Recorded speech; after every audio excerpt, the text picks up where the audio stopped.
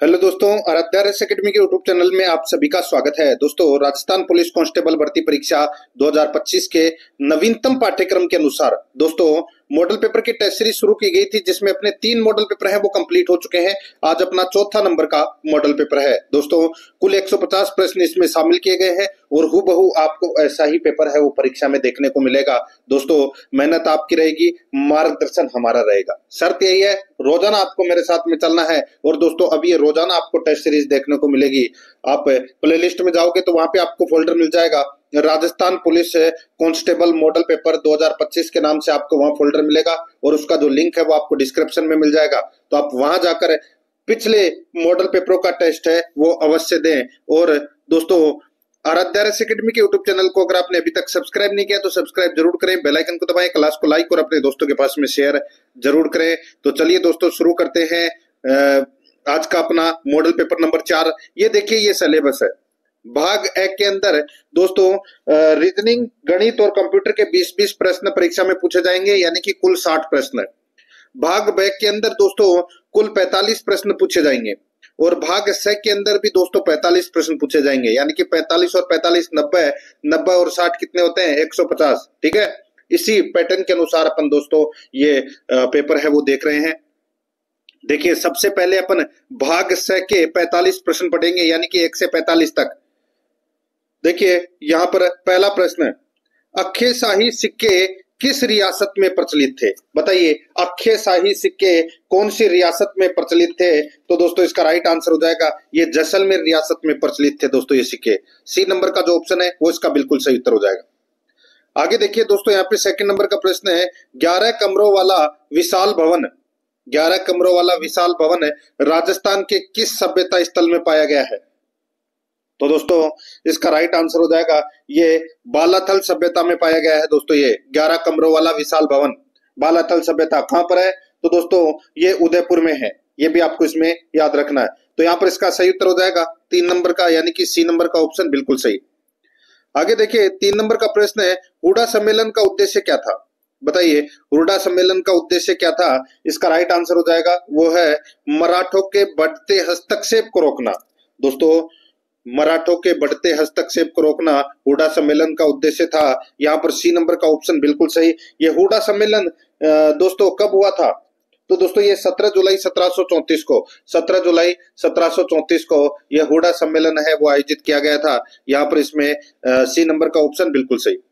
आगे देखिए, 4 नंबर का प्रश्न है, राणा सांगा और बाबर के मध्य खानवा का युद्ध किस वर्ष लड़ा गया था? दोस्तों, ये खानवा का युद्ध है वो कौन से वर्ष लड़ा गया था? दोस्तों 2 युद्ध हुए थे राणा सांगा और बाबर के बीच में, एक तो खानवा का और एक बयाना का। दोस्तों, एक युद्ध हुआ था 16 फरवरी 1527 और दूसरा युद्ध हुआ था दोस्तों 17 मार्च 1527। अब दोस्तों यहाँ पर इसमें देखिए इसमें अंतर कितने का है? तो दोस्तों इसमें देखिए सिर्फ और सिर्फ 1 महीने का क्या है? अंतर है। ठीक है, तो पहले युद्ध हुआ था दोस्तों बयाना का, बयाना के युद्ध में राणा सांगा जीत जाता है और फिर दोस्तों 17 मार्च 1527 को दूसरा युद्ध होता है जिसका नाम है खानवा का युद्ध, और ये युद्ध के अंदर दोस्तों बाबर की विजय होती है। तो यहाँ पर इसमें राइट आंसर हो जाएगा बी नंबर का ऑप्शन बिल्कुल सही। आगे देखिए दोस्तों, यहाँ पर अपना इसमें 5 नंबर का प्रश्न है, निम्न में से राजस्थान में 1857 की क्रांति का केंद्र कहाँ था? बताइए, 1857 की क्रांति का केंद्र दोस्तों कहाँ था? राइट आंसर हो जाएगा नसीराबाद था। दोस्तों नसीराबाद से ही शुरुआत हुई थी 28 मई 1857 को। तो यहाँ पर इसका सही उत्तर हो जाएगा डी नंबर का ऑप्शन बिल्कुल सही। आगे देखिए, 6 नंबर का प्रश्न है, निम्नलिखित में से कौन बिजोलिया किसान आंदोलन से संबंधित द्वितीय जांच आयोग के सदस्य नहीं थे? बताइए, निम्नलिखित में से कौन बिजोलिया किसान आंदोलन से संबंधित द्वितीय जांच आयोग के सदस्य नहीं थे? तो दोस्तों यहाँ पर बताइए कौन नहीं थे? तो दोस्तों यहाँ पर देखिए, रमाकांत मालवीय थे, ठाकुर राज सिंह थे, मेहता तख्त सिंह थे, लेकिन यहाँ पे बिंदुलाल भट्टाचार्य ये नहीं थे दोस्तों। ठीक है दोस्तों, यहाँ पर इसमें इसका राइट आंसर क्या हो जाएगा? डी नंबर का जो ऑप्शन है वो इसका बिल्कुल सही उत्तर इसमें हो जाएगा। ये इसमें याद रखना। ठीक है, देखिए मैं आपको बताऊं, जो ये जो बिजोलिया किसान आंदोलन है, ठीक है, इसके अंदर दोस्तों 1919 में जांच के लिए बिंदुलाल भट्टाचार्य आयोग का गठन किया गया था। और दोस्तों 1920 के अंदर द्वितीय जांच आयोग का गठन किया गया था 1920 के अंदर, और 1919 के अंदर बिंदुलाल भट्टाचार्य आयोग का गठन किया गया था। और जो दूसरा जो जांच आयोग था उसके अंदर थे ये सदस्य थे मेहता तख्त सिंह, पंडित रमाकांत मालवीय और दोस्तों ठाकुर राज सिंह। ठीक है, तो यहाँ पर इसमें सही उत्तर क्या हो जाएगा? डी नंबर का ऑप्शन बिल्कुल सही उत्तर इसमें हो जाएगा, ये आपको इसमें याद रखना है। आगे देखिए दोस्तों, यहाँ पे 7 नंबर का प्रश्न है, 1939 में करौली प्रजामंडल की स्थापना किसने की थी? 1939 में करौली प्रजामंडल की जो स्थापना है वो किसने की थी? तो यहाँ पर इसमें इसका राइट आंसर क्या हो जाएगा बताइए। देखिए, करौली प्रजामंडल की जो स्थापना है वो दोस्तों की थी त्रिलोकचंद माथुर ने। किसने की थी? त्रिलोकचंद माथुर ने। यहाँ पर सी नंबर का जो ऑप्शन है वो इसका बिल्कुल सही उत्तर हो जाएगा, त्रिलोकचंद माथुर ने। आगे देखिए दोस्तों, यहाँ पे इसमें 8 नंबर का प्रश्न है। देखिए, मत्स्य संघ का कौन सा राज्य, मत्स्य संघ का कौन सा राज्य जनता के बहुमत के आधार पर उत्तर प्रदेश के साथ विलीनीकरण के लिए तैयार था? मत्स्य संघ का कौन सा राज्य जनता के बहुमत के आधार पर उत्तर प्रदेश के साथ विलीनीकरण के लिए तैयार था? तो दोस्तों वो था, बताइए कौन? तो इसका सही उत्तर हो जाएगा वो है दोस्तों धौलपुर। यहाँ पर इसमें सी नंबर का ऑप्शन बिल्कुल सही उत्तर इसमें हो जाएगा, ये आपको इसमें याद रखना है। ठीक है, आगे देखिए दोस्तों, यहाँ पर इसमें 9 नंबर का प्रश्न है, जीवन कुटीर के गीत निम्न में से किसके द्वारा लिखा गया? जीवन कुटीर के गीत निम्न में से किसके द्वारा लिखा गया? तो दोस्तों ये लिखा गया था किसके द्वारा? तो ये दोस्तों हीरालाल शास्त्री के द्वारा लिखा गया गीत है दोस्तों। तो यहाँ पर इसमें राइट आंसर क्या हो जाएगा? सी नंबर का ऑप्शन बिल्कुल सही। 10 नंबर का प्रश्न है, इसमें देखिए, ईगल की पहाड़ी पर निम्नलिखित में से कौन सा किला स्थित है? ईगल की पहाड़ी पर दोस्तों कौन सा किला स्थित है? तो यहाँ पर इसका सही उत्तर हो जाएगा वो है जयगढ़ का किला। ठीक है, जयगढ़ का किला कहाँ पर है? जयपुर में। तो दोस्तों ये ईगल यानी कि इसे दोस्तों चील का टीला भी कहा जाता है और चिल्हे का टीला भी कहा जाता है। ठीक है, तो यहाँ पर ईगल की पहाड़ी पर स्थित है जयगढ़। यहाँ पर इसमें ए नंबर का ऑप्शन बिल्कुल सही। आगे देखिए दोस्तों, 11 नंबर का प्रश्न है, राजस्थान के कौन से प्रसिद्ध संत बीकानेर में कतरियासर से संबंधित है? राजस्थान के कौन से प्रसिद्ध संत बीकानेर में कतरियासर से संबंधित है? तो दोस्तों बताइए। तो जसनाथ जी का जो दोस्तों प्रमुख स्थान है पर यानी कि प्रधान पीठ है वो कहाँ पर है? तो ये कतरियासर बीकानेर में ही है। तो यहाँ पर इसका राइट आंसर हो जाएगा सिद्ध जसनाथ जी। यहाँ पर बी नंबर का जो ऑप्शन है वो इसका बिल्कुल सही उत्तर हो जाएगा। आगे देखिए दोस्तों, यहाँ पर सुगाली माता किसकी कुलदेवी है? दोस्तों सुगाली माता है वो किसकी कुलदेवी है? तो दोस्तों इसका राइट आंसर हो जाएगा आहुआ के ठाकुर परिवार की कुलदेवी है दोस्तों ये सुगाली माता। ए नंबर का ऑप्शन बिल्कुल सही उत्तर इसमें हो जाएगा, ये आपको इसमें याद रखना है। ठीक है, आगे देखिए दोस्तों, 13 नंबर का प्रश्न है। इसमें देखिए, नागौर का बू गांव किस लिए प्रसिद्ध हुआ करता था? बताइए, नागौर का बू गांव है वो किस लिए प्रसिद्ध हुआ करता था? तो दोस्तों ये मिट्टी के खिलौने के लिए, दोस्तों मिट्टी के खिलौने के लिए प्रसिद्ध था दोस्तों ये नागौर का बू गांव। ठीक है, तो यहाँ पर इसमें सही उत्तर हो जाएगा बी नंबर का ऑप्शन सही उत्तर। आगे देखिए, 14 नंबर का प्रश्न है, राजस्थान की कौन सी चित्रकला शैली चोर पंचाशिका शैली से मिलती जुलती है? बताइए, राजस्थान की कौन सी चित्रकला शैली चोर पंचाशिका शैली से मिलती जुलती है? तो यहाँ पर इसका राइट आंसर हो जाएगा वो है मेवाड़ शैली। दोस्तों राजस्थान की मेवाड़ चित्रकला शैली चोर पंचाशिका के समान मिलती जुलती है। तो यहाँ पर इसमें राइट आंसर हो जाएगा बी नंबर का ऑप्शन बिल्कुल सही। आगे देखिए, यहाँ पे 15 नंबर का प्रश्न है, राजस्थानी संस्कृति में ओलंदी क्या है? ओलंदी किसको बोलते हैं? दोस्तों ओलंदी बोलते हैं नववधु के साथ जानने वाली लड़की या स्त्री है वो दोस्तों ओलंदी कहलाती है। तो यहाँ पर इसमें right answer C number option हो जाएगा।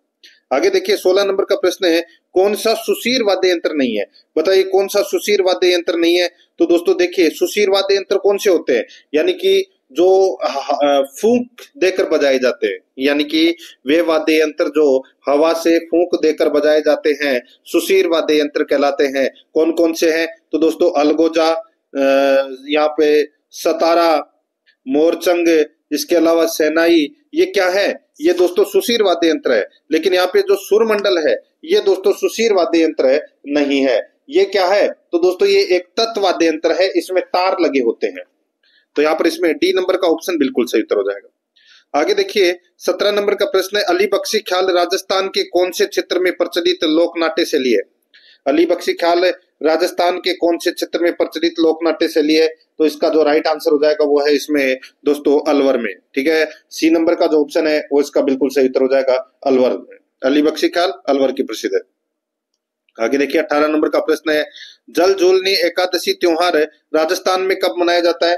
तो दोस्तों जल झूलनी एकादशी का जो त्योहार है ये भाद्रपद शुक्ल एकादशी को मनाया जाता है।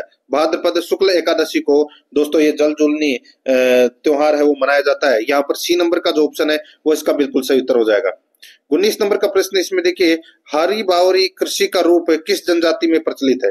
हारी बावरी कृषि का रूप है किस जनजाति में प्रचलित है? तो दोस्तों इसका जो राइट आंसर हो जाएगा वो है इसमें दोस्तों गरासिया जनजाति का ये क्या है प्रचलित है, हारी बावरी कृषि का रूप।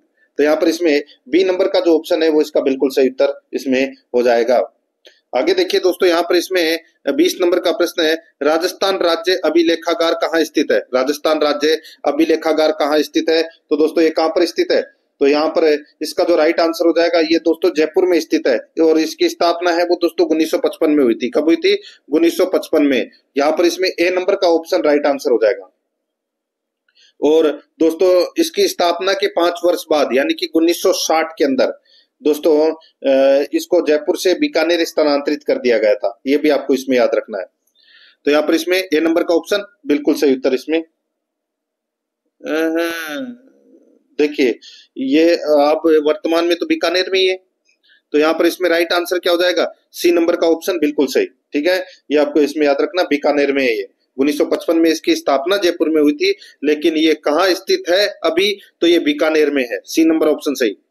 आगे देखिए 21 नंबर का प्रश्न है, रणखार के लेखक हैं, बताइए रणखार के लेखक कौन है? तो दोस्तों रणखार के लेखक हैं ये दोस्तों जितेंद्र कुमार सोनी। ये आईएएस अधिकारी है, जिला कलेक्टर है वर्तमान में, और ये दोस्तों रणखार पुस्तक के लेखक है ये। तो यहाँ पर इसमें सही उत्तर हो जाएगा सी नंबर का ऑप्शन बिल्कुल सही।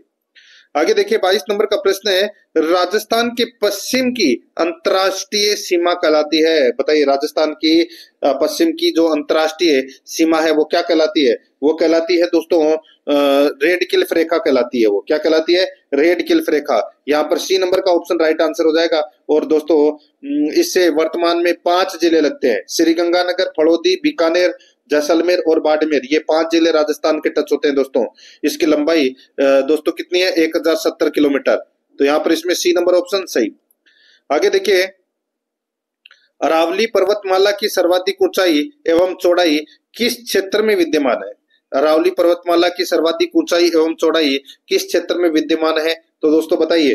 तो दोस्तों ये दक्षिण पश्चिम क्षेत्र में, दोस्तों दक्षिण ये दक्षिण और ये पश्चिम, ठीक है, ये वाला जो क्षेत्र है यहाँ पर दोस्तों इसकी सर्वाधिक ऊंचाई और चौड़ाई है। और ये वाला क्षेत्र कौन कौन सा आता है? दोस्तों देखिए सिरोही वाला जो क्षेत्र है, सिरोही उदयपुर वाला जो क्षेत्र है वो आता है इसके अंदर। तो यहाँ पर इसमें डी नंबर का ऑप्शन बिल्कुल सही उत्तर हो जाएगा। आगे देखिए यहाँ पे 24 नंबर का प्रश्न है, श्री महावीर जी मंदिर करौली निम्न में से किस नदी के तट पर स्थित है? श्री महावीर जी मंदिर करौली के अंदर निम्न में से किस नदी के तट पर स्थित है? तो दोस्तों ये स्थित है दोस्तों गंभीर नदी के तट पर। यहाँ पर बी नंबर का ऑप्शन बिल्कुल सही, गंभीर नदी के तट पर। 25 नंबर का प्रश्न है, राणा प्रताप सागर बांध का निर्माण किस जिले में किया गया है? राणा प्रताप सागर बांध का निर्माण कौन से जिले में किया गया है? तो दोस्तों इसका राइट आंसर हो जाएगा वो है चित्तौड़गढ़ जिले में बना हुआ है दोस्तों ये राणा प्रताप सागर बांध। ठीक है, यहाँ पर इसमें ए नंबर का जो ऑप्शन है वो इसका बिल्कुल सही उत्तर इसमें हो जाएगा। और ये चंबल नदी पर बना हुआ है दोस्तों। आगे देखिए दोस्तों यहाँ पर इसमें 26 नंबर का प्रश्न है, राजस्थान का अधिकांश भाग किस जलवायु कटिबंध में स्थित है? बताइए अधिकांश भाग कौन से जलवायु कटिबंध में स्थित है? दोस्तों इसका जो सही उत्तर हो जाएगा वो है, बताइए। तो ये दोस्तों अधिकांश जलवायु यानी कि अधिकांश भाग किस जलवायु कटिबंध में स्थित है? तो दोस्तों ये है शीतोष्ण कटिबंध में, शीतोष्ण कटिबंध में। तो यहाँ पर इसका राइट आंसर हो जाएगा बी नंबर का ऑप्शन सही उत्तर। आगे देखिए यहाँ पे वर्टिसोल्स मिट्टी राजस्थान के निम्नलिखित में से किन जिलों में नहीं पाई जाती? बताइए वर्टिसोल्स मिट्टी दोस्तों कहाँ नहीं पाई जाती? तो दोस्तों वर्टिसोल्स मिट्टी है ये राजस्थान के दोस्तों झालावाड़, बारां, कोटा, सवाईमाधोपुर, भरतपुर, बांसवाड़ा, चित्तौड़गढ़ इन जिलों में पाई जाती है। ठीक है, तो यहाँ पर इसमें इसका राइट आंसर क्या हो जाएगा दोस्तों, धौलपुर और करौली में नहीं पाई जाती, बाकी इन सभी में पाई जाती है। यहाँ पर डी नंबर का जो ऑप्शन है वो इसका बिल्कुल सही उत्तर इसमें हो जाएगा, याद रखना। आगे देखिए 28 नंबर का प्रश्न है, सन 1730 ईस्वी में राजस्थान के जोधपुर जिले में खेजड़ली आंदोलन किसके लिए हुआ था? खेजड़ली आंदोलन किसके लिए हुआ था दोस्तों? ये वन संरक्षण के लिए हुआ था। यहाँ पर बी नंबर ऑप्शन सही। 29 नंबर का प्रश्न है, राजस्थान का कौन सा राष्ट्रीय उद्यान प्रवासी पक्षी साइबेरियन क्रेन के लिए जाना जाता है? दोस्तों वो है इसमें, बताइए कौन सा? तो इसका जो साइबेरियन क्रेन के लिए जाना जाता है तो वो जाना जाता है दोस्तों केवलादेव राष्ट्रीय उद्यान, भरतपुर। तो यहाँ पर इसमें right answer D number option सही उत्तर। 30 नंबर का प्रश्न है, राष्ट्रीय सरसों अनुसंधान केंद्र कहाँ स्थित है? दोस्तों कहाँ पर स्थित है ये? तो ये दोस्तों सेवर भरतपुर में, सेवर भरतपुर में है, सेवर भरतपुर में है दोस्तों ये सरसों अनुसंधान केंद्र, राष्ट्रीय सरसों अनुसंधान केंद्र सेवर भरतपुर में। आगे देखिए दोस्तों यहाँ पे 31 नंबर का प्रश्न है, निम्नलिखित में से कौन सा युग्म सही सुमेलित है? बताइए कौन सा युग्म सही सुमेलित है, वो दोस्तों अपने को यहाँ पर बताना है। देखिए चंबल परियोजना ये राजस्थान उत्तर प्रदेश, ये गलत हो जाएगा दोस्तों, ये राजस्थान मध्य प्रदेश की परियोजना है दोस्तों ये। ठीक है, चंबल परियोजना। और दोस्तों यहाँ पर देखिए नर्मदा परियोजना, ये राजस्थान और गुजरात की परियोजना है, यहाँ पर उत्तर प्रदेश है वो गलत दे रखा है। माही बजाज सागर परियोजना दोस्तों ये देखिए राजस्थान मध्य प्रदेश, तो ये गलत हो जाएगा दोस्तों, ये राजस्थान और गुजरात की संयुक्त परियोजना है। व्यास परियोजना है ये राजस्थान पंजाब हरियाणा, ये बिल्कुल सही है दोस्तों। यहाँ पर डी नंबर का जो ऑप्शन है वो इसका बिल्कुल सही उत्तर इसमें हो जाएगा, ये इसमें सही दे रखा है। आगे देखिए दोस्तों यहाँ पे 32 नंबर का प्रश्न है, राजस्थान में डेयरी विकास हेतु राजस्थान सहकारी डेयरी संघ की स्थापना कब की गई? राजस्थान में डेयरी विकास हेतु राजस्थान सहकारी डेयरी संघ की स्थापना कब की गई? दोस्तों इसका राइट आंसर हो जाएगा वो है, ये की गई 1977 में दोस्तों इसकी स्थापना की गई। यहाँ पर डी नंबर का ऑप्शन बिल्कुल सही। 33 नंबर का प्रश्न है, राजस्थान में कितने रेलवे मंडल अवस्थित हैं? तो दोस्तों कितने रेलवे मंडल है? तो दोस्तों 5 रेलवे मंडल है। कितने? 5 रेलवे मंडल। कौन कौन से? एक जयपुर, एक अजमेर, एक बीकानेर, एक जोधपुर और एक कोटा। ठीक है, तो यहाँ पर इसमें सी नंबर का ऑप्शन सही। 34 नंबर का प्रश्न इसमें देखिए, राजस्थान के रिफाइनरी प्रोजेक्ट में निम्नलिखित में से कौन हिस्सेदार है? तो दोस्तों कौन हिस्सेदार है, ये तो काफी बार परीक्षाओं में पूछा जा चुका है। तो दोस्तों ये इसकी हिस्सेदारी है राजस्थान सरकार और एचपीसीएल। राजस्थान सरकार और एचपीसीएल की हिस्सेदारी है, जिसमें राजस्थान सरकार का हिस्सा दोस्तों 26% है और एचपीसीएल का है दोस्तों यहाँ पे 74%। ये आपको इसमें याद रखना है। ठीक है, तो यहाँ पर इसका राइट आंसर हो जाएगा सी नंबर का ऑप्शन बिल्कुल सही।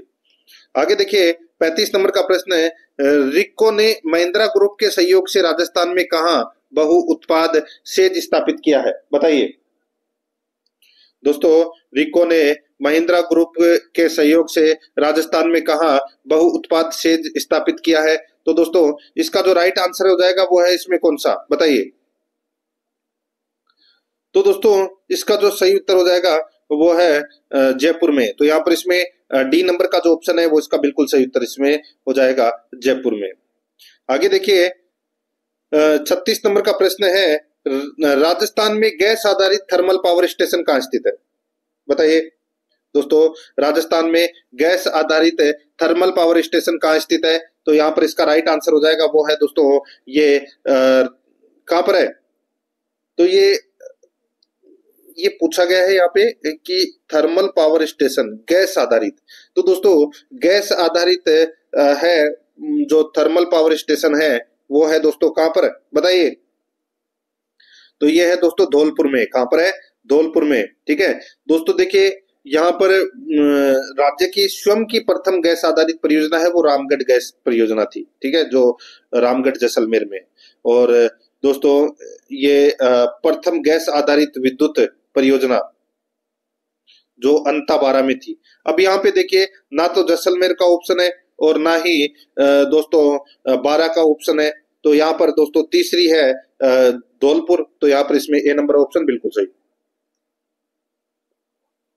आगे देखिए दोस्तों यहाँ पर इसमें 37 नंबर का प्रश्न है, राजस्थान के जिलों का जनसंख्या आकार यानी कि कुल जनसंख्या की दृष्टि से सही अवरोही क्रम कौन सा है?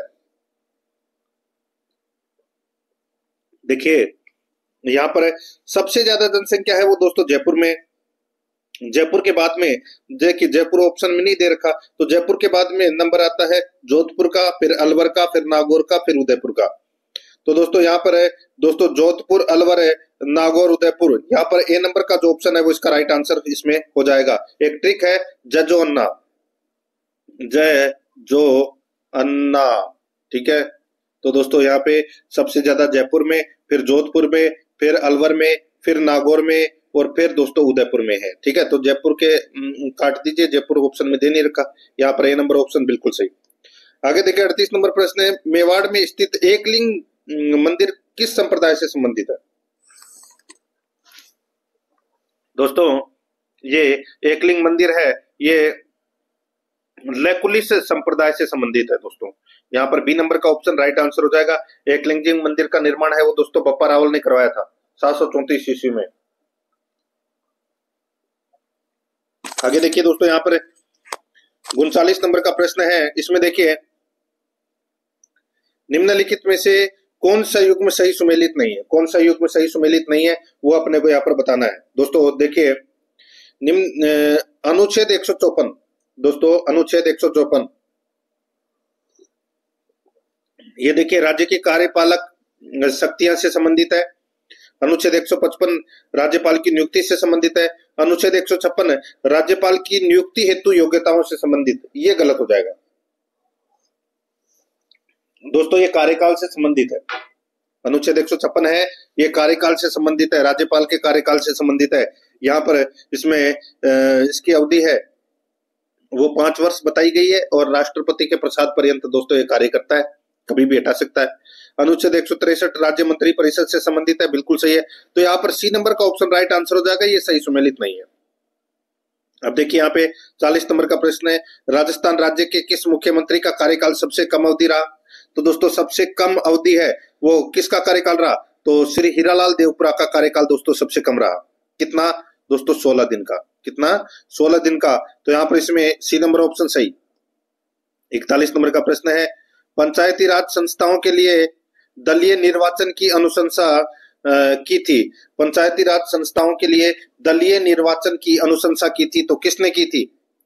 तो दोस्तों इसका राइट आंसर हो जाएगा वो है अशोक मेहता समिति ने। यहाँ पर इसमें बी नंबर का जो ऑप्शन है वो इसका बिल्कुल सही उत्तर हो जाएगा, अशोक मेहता समिति ने। आगे देखिए 42 नंबर का प्रश्न है, राज प्रमुख द्वारा राजस्थान के उच्च न्यायालय का उद्घाटन किया गया। राज प्रमुख द्वारा राजस्थान के उच्च न्यायालय का उद्घाटन किया गया। दोस्तों इसका जो राइट आंसर हो जाएगा, ये किया गया दोस्तों 29 अगस्त 1949 को।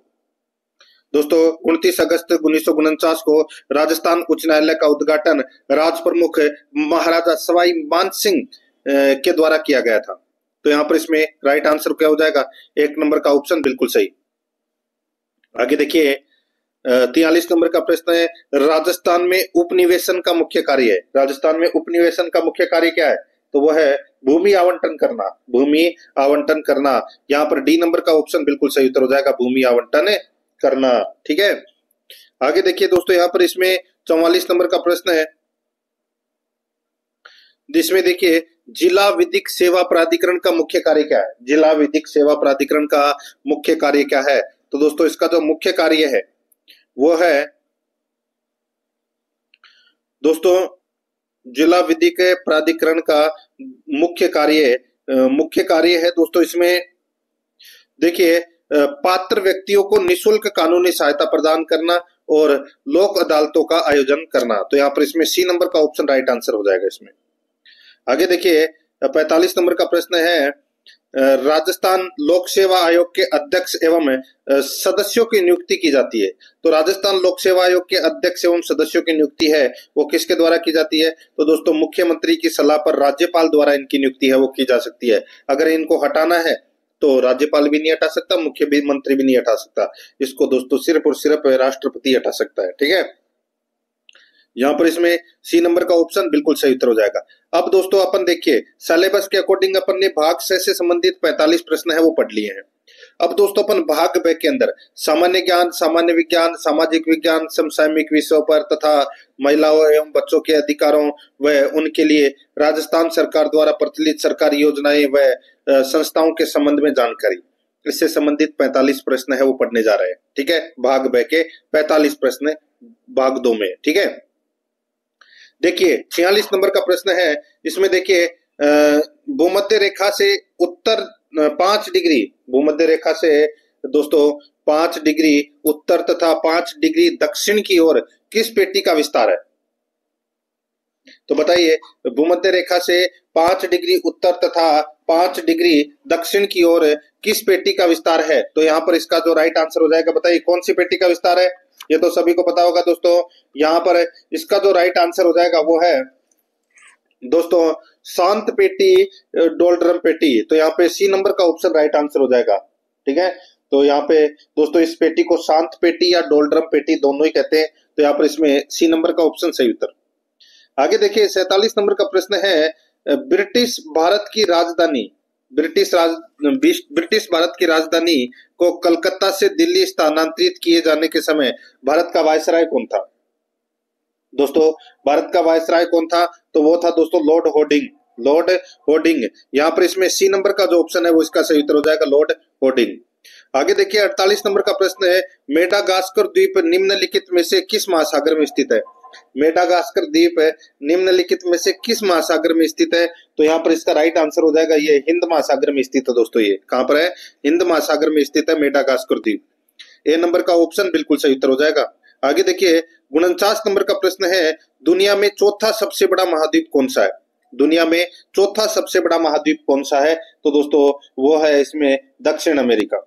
दक्षिण अमेरिका ये दोस्तों दुनिया में चौथा सबसे बड़ा महाद्वीप है। यहाँ पर डी नंबर का जो ऑप्शन है वो इसका सही उत्तर हो जाएगा। आगे देखिए 50 नंबर का प्रश्न है, रूसी क्रांति को जन्म देने वाला कारण है। रूसी क्रांति को जन्म देने वाला कारण है तो वो कौन सा है?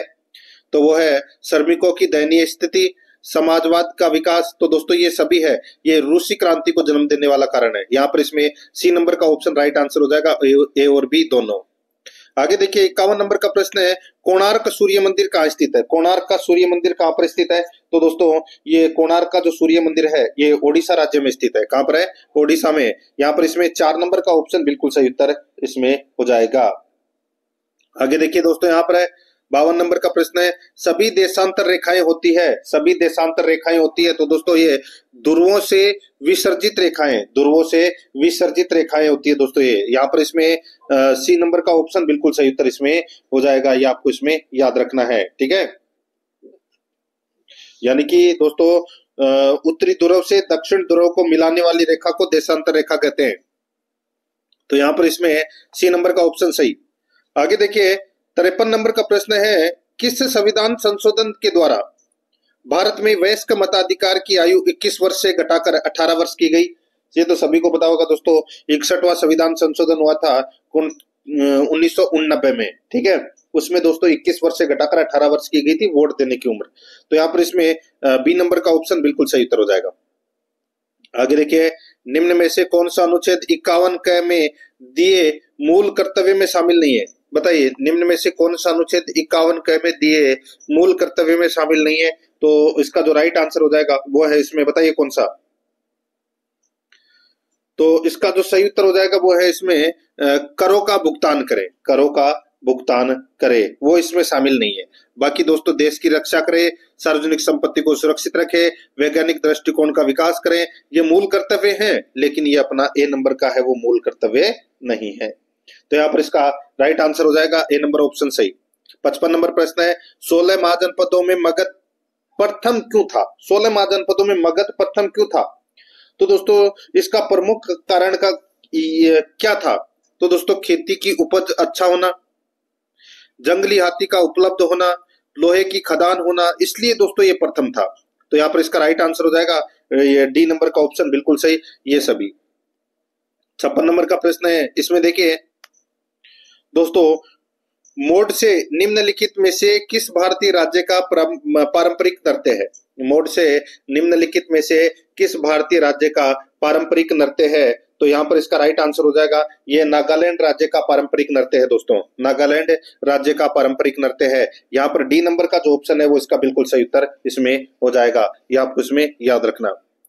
आगे देखिए 57 नंबर का प्रश्न है, लेब्राडोर की ठंडी धारा और गल्फ स्ट्रीम की गर्म धारा कहाँ एक दूसरे से मिलती है? लेब्राडोर की ठंडी धारा और गल्फ स्ट्रीम की गर्म धारा कहाँ एक दूसरे से मिलती है? तो दोस्तों ये कहाँ एक दूसरे से मिलती है? तो दोस्तों ये उत्तरी अमेरिका के उत्तरी पूर्वी तट पर, दोस्तों उत्तरी अमेरिका के उत्तरी पूर्वी तट के पास दोस्तों ये मिलती है एक दूसरे से। तो यहाँ पर इसमें ए नंबर का जो ऑप्शन है वो इसका बिल्कुल सही उत्तर हो जाएगा।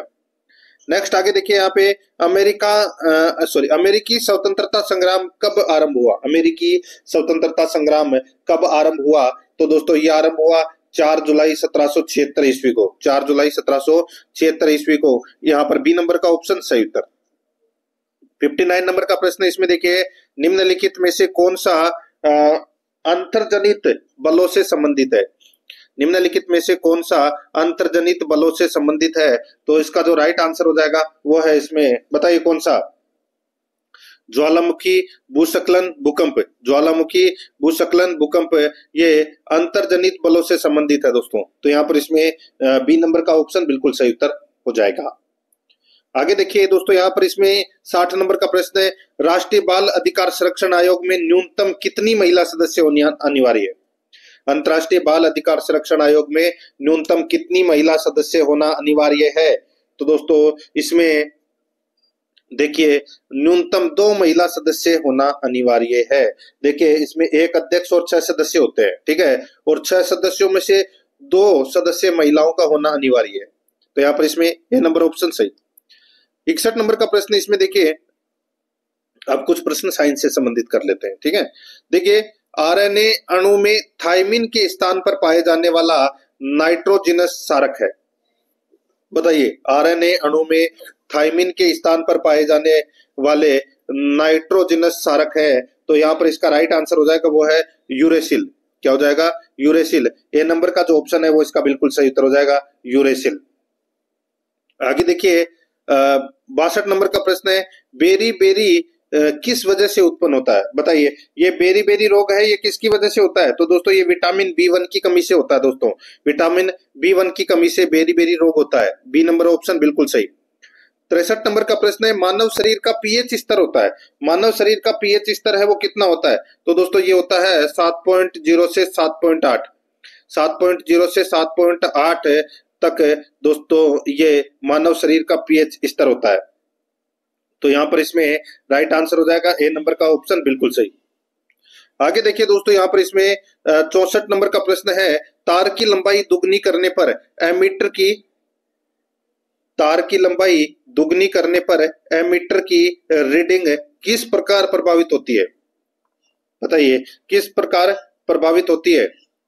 तो यहाँ पर इसका जो राइट आंसर हो जाएगा वो है दोस्तों, बताइए। तो दोस्तों यह आधी रह जाती है। तार की लंबाई दुगनी करने पर एमीटर की रीडिंग है किस प्रकार प्रभावित होती है? तो दोस्तों यह आधी रह जाती है। यहाँ पर बी नंबर का जो ऑप्शन है वो इसका बिल्कुल सही उत्तर इसमें हो जाएगा। आगे देखिए 65 नंबर का प्रश्न है, इसमें देखिए एक वस्तु जिसका द्रव्यमान 15 किलोग्राम है 4 मीटर सेकंड के एक समान वेग से गति कर रही है, वस्तु की गतिज ऊर्जा कितनी है? एक वस्तु जिसका द्रव्यमान 15 किलोग्राम है 4 मीटर सेकंड के एक समान वेग से गति कर रही है, वस्तु की गतिज ऊर्जा कितनी है? तो दोस्तों वस्तु की गतिज ऊर्जा यहाँ पे m है वो क्या है दोस्तों? 15 kg है, ठीक है। तो इसका जो सूत्र और v है वो कितना है? 4 मीटर प्रति सेकंड है। तो इसका जो सूत्र होता है दोस्तों 1/2 mv²। तो दोस्तों यहाँ पे 1/2 15 इंटू v कितना है? 4। तो 4 का स्क्वायर कितना होता है? 16। तो 15 इंटू 16 कर लीजिए। तो यहाँ पे काट लीजिए, तो ये 8 बार कट गया, तो 15 इंटू 8 कितने होते हैं? तो दोस्तों 120। तो यहाँ पर 120 जूल इसका राइट आंसर हो जाएगा। सी नंबर ऑप्शन बिल्कुल सही। 66 नंबर का प्रश्न है, निम्नलिखित में से कौन एक बायोगैस का घटक नहीं है? बायोगैस का घटक कौन सा नहीं है? तो दोस्तों देखिए बायोगैस में मुख्यतः मीथेन गैस होती है, ठीक है, और बायोगैस में मुख्य घटक है दोस्तों नाइट्रोजन, हाइड्रोजन भी होते हैं। लेकिन दोस्तों यहाँ पर क्या पूछा है कि बायोगैस का घटक नहीं है, तो कौन सा घटक नहीं है? तो दोस्तों कार्बन मोनोऑक्साइड नहीं है। कार्बन मोनोऑक्साइड नहीं है। इसके अंदर दोस्तों हाइड्रोजन सल्फाइड भी है, ठीक है, हाइड्रोजन सल्फाइड भी है जो 5% के आसपास है। और दोस्तों मीथेन तो है ही, और दोस्तों कार्बन डाइऑक्साइड, 25 से 50% के आसपास है। तो यहाँ पर इसमें राइट आंसर क्या हो जाएगा, कार्बन मोनोऑक्साइड नहीं है दोस्तों, यहाँ पर इसमें सी नंबर का ऑप्शन बिल्कुल सही। मीथेन दोस्तों 50 से 75% के आसपास रहती है, सी नंबर का ऑप्शन बिल्कुल सही। आगे देखिए यहाँ पे, आधुनिक आवर्त सारणी में धातुओं को किस ओर रखा गया है। आधुनिक आवर्त सारणी में धातुओं को किस ओर रखा गया है, तो बताइए दोस्तों किस ओर रखा गया है। तो दोस्तों बाईं तरफ रखा गया है, ठीक है, बाईं तरफ, यहाँ पर है इसमें बाईं ओर, डी नंबर का ऑप्शन बिल्कुल सही। आगे देखिए, जब पीएच मान 7 से 14 की ओर बढ़ता है तो यह दर्शाता है कि, जब पीएच मान 7 से 14 की ओर बढ़ता है तो यह दर्शाता है कि दोस्तों यहां पर देखिए जो हाइड्रोक्सिल आयनों यानी कि OH आयन की सांद्रता में वृद्धि, ठीक है। तो यहाँ पर इसमें राइट आंसर क्या हो जाएगा, वो है दोस्तों बी नंबर का जो ऑप्शन है वो इसका बिल्कुल सही उत्तर हो जाएगा, इसको प्रदर्शित करता है। आगे देखिए 69 नंबर प्रश्न है, निम्न में से किस वैज्ञानिक ने स्थिर अनुपात का नियम दिया। स्थिर अनुपात का नियम है वो दोस्तों किसने दिया, तो यहाँ पर इसका राइट आंसर हो जाएगा जोसेफ प्राउस्ट ने दिया था दोस्तों ये नियम 1787 में। यहाँ पर डी नंबर का ऑप्शन बिल्कुल सही। आगे देखिए, किस अभिक्रिया द्वारा धातु ऑक्साइड से धातु प्राप्त की जा सकती है। बताइए किस अभिक्रिया द्वारा धातु ऑक्साइड से धातु प्राप्त की जा सकती है, तो यहाँ पर इसका सही उत्तर हो जाएगा वो है दोस्तों अपचयन। यहाँ पर डी नंबर का जो ऑप्शन है वो इसका बिल्कुल सही उत्तर इसमें हो जाएगा, याद रखना है, ठीक है। धातु ऑक्साइड से धातु प्राप्त की जा सकती है। आगे देखिए दोस्तों, यहाँ पर इसमें 71 नंबर का प्रश्न है, देखिए एयर मार्शल आशुतोष दीक्षित ने 1 मई 2025 को किस पद का कार्यभार संभाला। तो दोस्तों इन्होंने chief of integrated defence staff का कार्यभार संभाला है। तो यहाँ पर इसमें सी नंबर का ऑप्शन बिल्कुल सही उत्तर हो जाएगा। आगे देखिए यहाँ पे 72 नंबर का प्रश्न है, JSW इंडियन ओपन 2025 स्विकेश टूर्नामेंट के महिला एकल फाइनल में अनाहत सिंह ने किस खिलाड़ी को हराया। JSW इंडियन ओपन 2025 स्विकेश टूर्नामेंट के महिला एकल फाइनल में अनाहत सिंह ने किस खिलाड़ी को हराया। तो दोस्तों बताइए किस खिलाड़ी को हराया था, तो इसका राइट आंसर हो जाएगा वो है हेलेन टेग को हराया था। तो यहाँ पर इसमें बी नंबर का जो ऑप्शन है वो इसका सही उत्तर हो जाएगा, याद रखना, ठीक है। हांगकांग की है ये हेलेन टेग।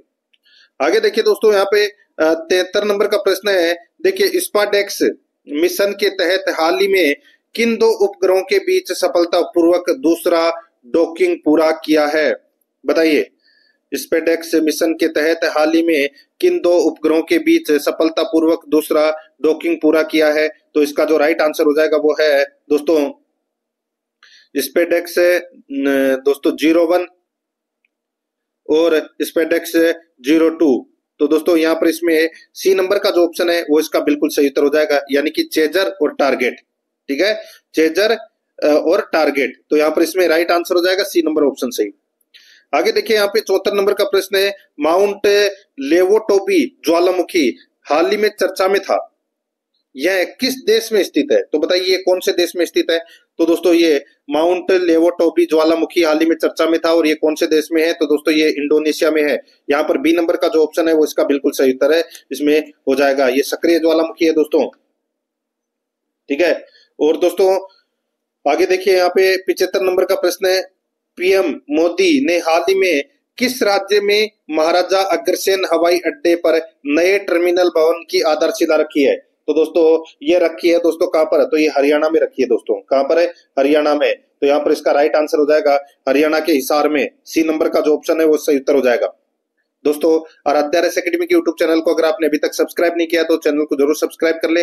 रोजाना अब आपको दोस्तों मॉडल पेपर है वो देखने को मिलेगा। आराध्या रस एकेडमी के यूट्यूब चैनल के ऊपर। तो दोस्तों चैनल को सब्सक्राइब नहीं किया तो फटाफट चैनल को सब्सक्राइब कर लें, बेल आइकन को दबाएं ताकि नोटिफिकेशन है वो आप सभी के पास में निरंतर पहुंचता रहे। और क्लास को लाइक नहीं किया तो क्लास को लाइक जरूर करें। आप प्लेलिस्ट में जाओगे तो वहां पे आपको फोल्डर मिल जाएगा, Rajasthan police constable model paper के नाम से वहां फोल्डर बना हुआ है और उसका जो लिंक है वो आपको डिस्क्रिप्शन में मिल जाएगा। तो आप वहां जाकर जो क्लासें हैं वो देख सकते हैं।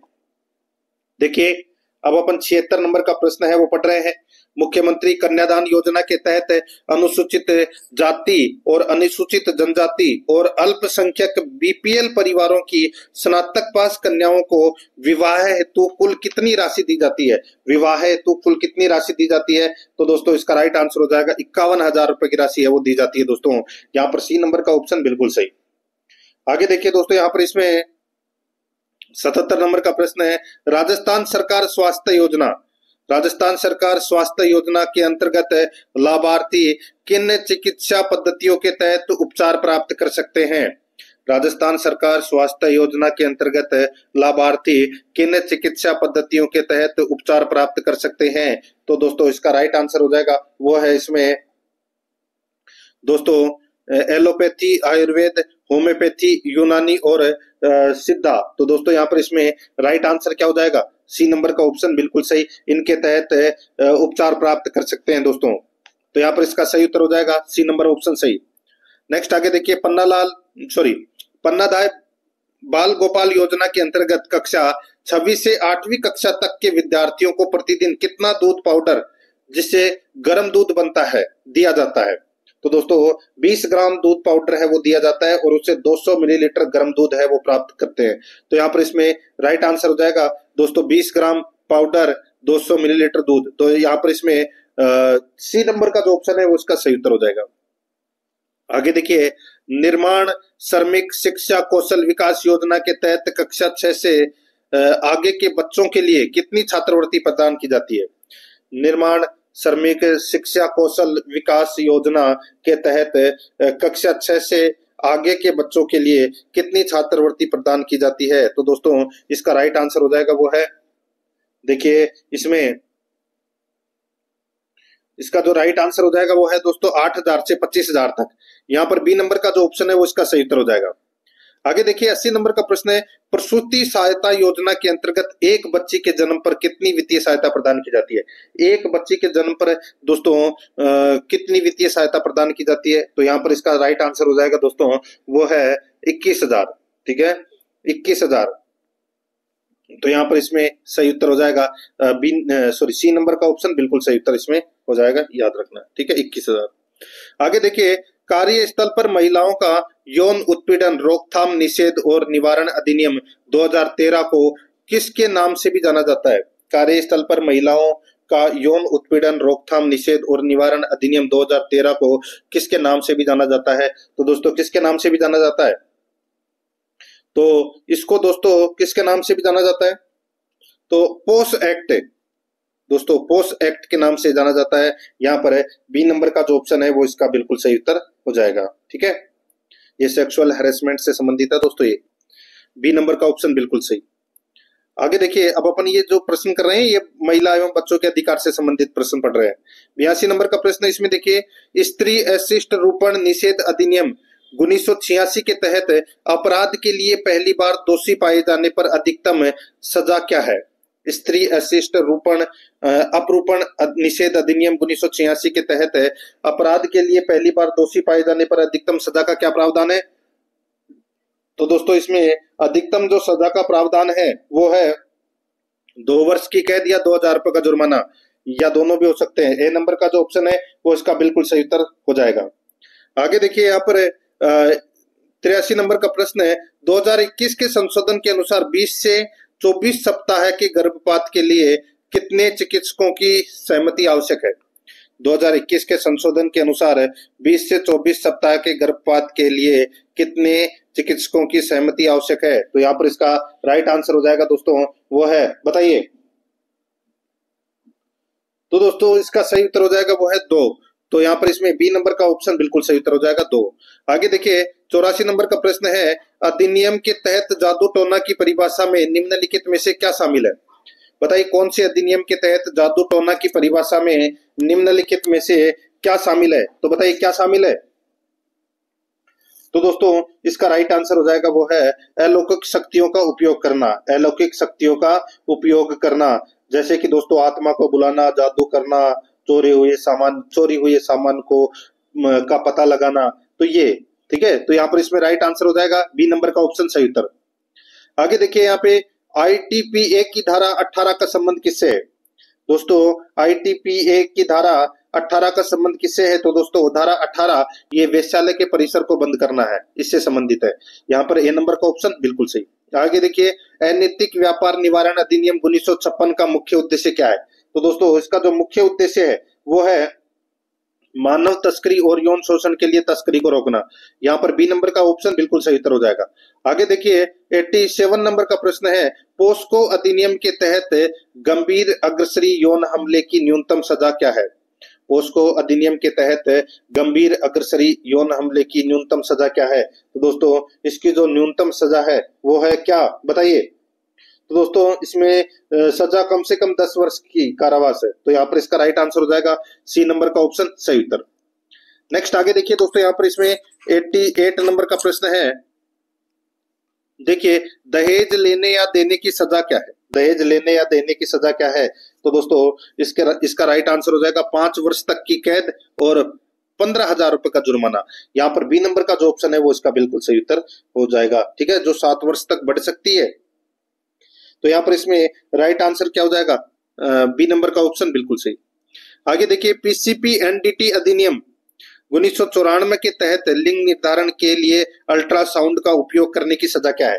अल्ट्रासाउंड उपयोग करने की सजा क्या है? तो दोस्तों इसका जो राइट आंसर हो जाएगा वो है इसमें इसकी सजा का प्रावधान है दोस्तों, पहली बार दोषी ठहराए जाने पर दोस्तों 3 वर्ष तक की कैद और 10,000 रुपए का जुर्माना, और बाद में दोस्तों 5 वर्ष की कैद और 50,000 रुपए का जुर्माना हो सकता है। तो यहाँ पर इसमें राइट आंसर क्या हो जाएगा? 3 से 5 वर्ष की कैद और 10,000 से 50,000 रुपए जुर्माना। तो यहाँ पर इसमें बी नंबर का ऑप्शन बिल्कुल सही। 90 नंबर का प्रश्न है सती निवारण अधिनियम 1987 के तहत अपराधों की जांच का दायित्व किसका है? अपराधों की जांच का दायित्व किसका है? तो दोस्तों वो है पुलिस अधिकारी, निरीक्षक से नीचे नहीं, उसको दोस्तों जांच का दायित्व है। यहाँ पर इसमें बी नंबर का जो ऑप्शन है वो इसका बिल्कुल सही उत्तर इसमें हो जाएगा। अब दोस्तों अपन देखिए भाग ब और भाग से संबंधित अपन ने 90 प्रश्न है वो पढ़ लिए, 45 और 45, ठीक है। अब अपन भाग एक के अंदर दोस्तों 20 प्रश्न है वो कंप्यूटर के, 20 प्रश्न रीजनिंग के और 20 प्रश्न गणित के पढ़ेंगे, यानी कि टोटल 60 प्रश्न है। अब देखिए दोस्तों यहाँ पे भाग 3 के अंदर देखिए भाग एक के 60 प्रश्न है। अब सबसे पहले अपन कंप्यूटर के 20 प्रश्न पढ़ेंगे 91 से 110 तक। देखिए 91 नंबर का प्रश्न है निम्न में से कौन सा एक प्रचलन तंत्र नहीं है? बताइए कौन सा एक प्रचालन तंत्र नहीं है? तो दोस्तों यहाँ पर आप देख सकते हैं, देखिए माइक्रोसॉफ्ट विंडोज है, मैक ओएस है, एंड्रॉइड ओएस है, यहाँ पर गूगल क्रोम। दोस्तों गूगल क्रोम नहीं है, गूगल क्रोम एक वेब ब्राउजर है। तो यहाँ पर इसमें राइट आंसर क्या हो जाएगा? बी नंबर का जो ऑप्शन है वो इसका बिल्कुल सही उत्तर हो जाएगा, याद रखना, ठीक है। आगे देखिए दोस्तों यहाँ पर इसमें 92 नंबर का प्रश्न है डॉक्यूमेंट के प्रत्येक पेज पर पूर्व निर्धारित यानी कि बाय डिफॉल्ट हेडर एवं फुटर मार्जिन कितना इंच होता है? डॉक्यूमेंट के प्रत्येक पेज पर पूर्व निर्धारित हेडर एवं फुटर मार्जिन कितना इंच होता है? तो कितना इंच होता है? तो दोस्तों इसका राइट आंसर हो जाएगा 0.5 इंच होता है, 0.5 इंच होता है। बी नंबर का ऑप्शन बिल्कुल सही उत्तर हो जाएगा। 93 नंबर का प्रश्न है डॉक्यूमेंट की शुरुआत में अपने संबंधित रेफरेंस पेज के साथ उपस्थित विषय सूची कहलाती है। डॉक्यूमेंट की शुरुआत में अपने संबंधित रेफरेंस पेज के साथ उपस्थित विषय सूची कहलाती है। तो दोस्तों वो क्या कहलाती है? तो वो कहलाती है table of content. Table of content, यहाँ पर सी नंबर का ऑप्शन बिल्कुल सही उत्तर हो जाएगा, टेबल ऑफ कंटेंट कहलाती है दोस्तों, ठीक है। आगे देखिए 94 नंबर का प्रश्न है हार्ड डिस्क की गति किस में मापी जाती है और जिसका पूर्ण रूप क्या है?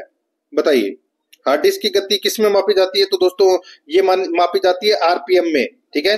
हार्ड डिस्क की गति है वो आरपीएम में मापी जाती है। इसका राइट आंसर हो जाएगा दोस्तों आरपीएम में, और इसकी फुल फॉर्म है रिवॉल्यूशन पर मिनट।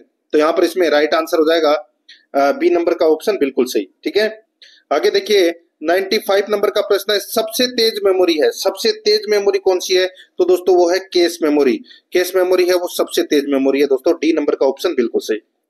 आगे देखिए दोस्तों यहाँ पर इसमें 96 नंबर का प्रश्न है, निम्नलिखित मेमोरी को उनकी गति के अनुसार तेज से धीरे क्रम में लगाएं। तेज से धीरे क्रम में अपने को यहाँ पर लगाना है। यहाँ पर देखिए दोस्तों, इसके अंदर मैं आपको बताऊं, देखिए कंप्यूटर मेमोरी में सबसे तीव्र गति वाली और सबसे छोटी मेमोरी होती है दोस्तों रजिस्टर, जो सीपीयू में होती है। ठीक है, तो दोस्तों यहाँ पर सबसे पहले आएगा इसमें रजिस्टर, फिर आएगा दोस्तों केस, फिर आएगा रैम, फिर आएगा दोस्तों यहाँ पे SSD, और फिर आएगा दोस्तों इसमें HSD। ठीक है, देखिए यहाँ पे सबसे पहले आएगा रजिस्टर, फिर आएगा दोस्तों इसमें केस मेमोरी, फिर आएगा दोस्तों SSD। ठीक है, फिर आएगा दोस्तों HDD, और 5वें नंबर पे आएगा दोस्तों इसमें रैम। ठीक है, तो यहाँ पर इसमें रैम तो इसमें तीसरे नंबर पे आएगा, रजिस्टर पहले पे, दूसरे पे दोस्तों केस, तीसरे पे रैम, चौथे के ऊपर SSD, और 5वें के अंदर दोस्तों HDD।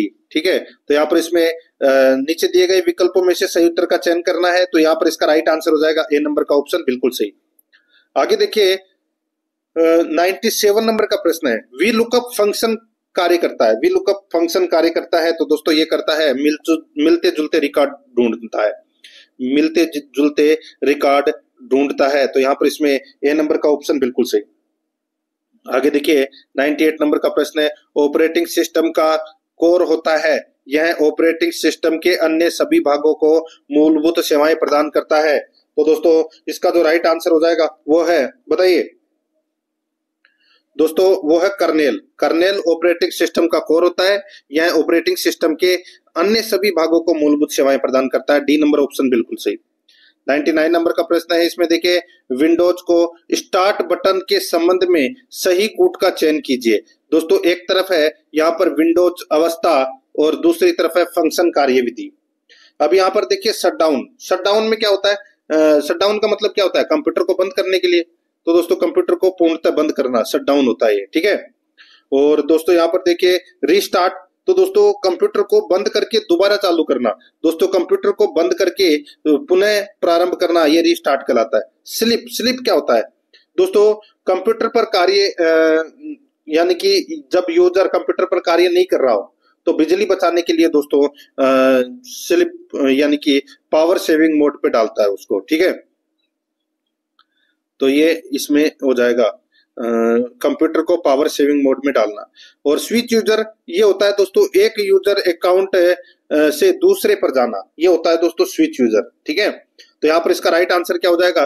3 1 2 4, 3 1 2 4 कौन से ऑप्शन में है? तो दोस्तों यहाँ पर देखिए 3 1 2 4 यानी कि बी नंबर का जो ऑप्शन है वो इसका सही उत्तर हो जाएगा। आगे देखिए 100 नंबर का प्रश्न है, एक ही समय पर एक से अधिक एप्लीकेशनों को रन करने की ऑपरेटिंग सिस्टम की क्षमता है।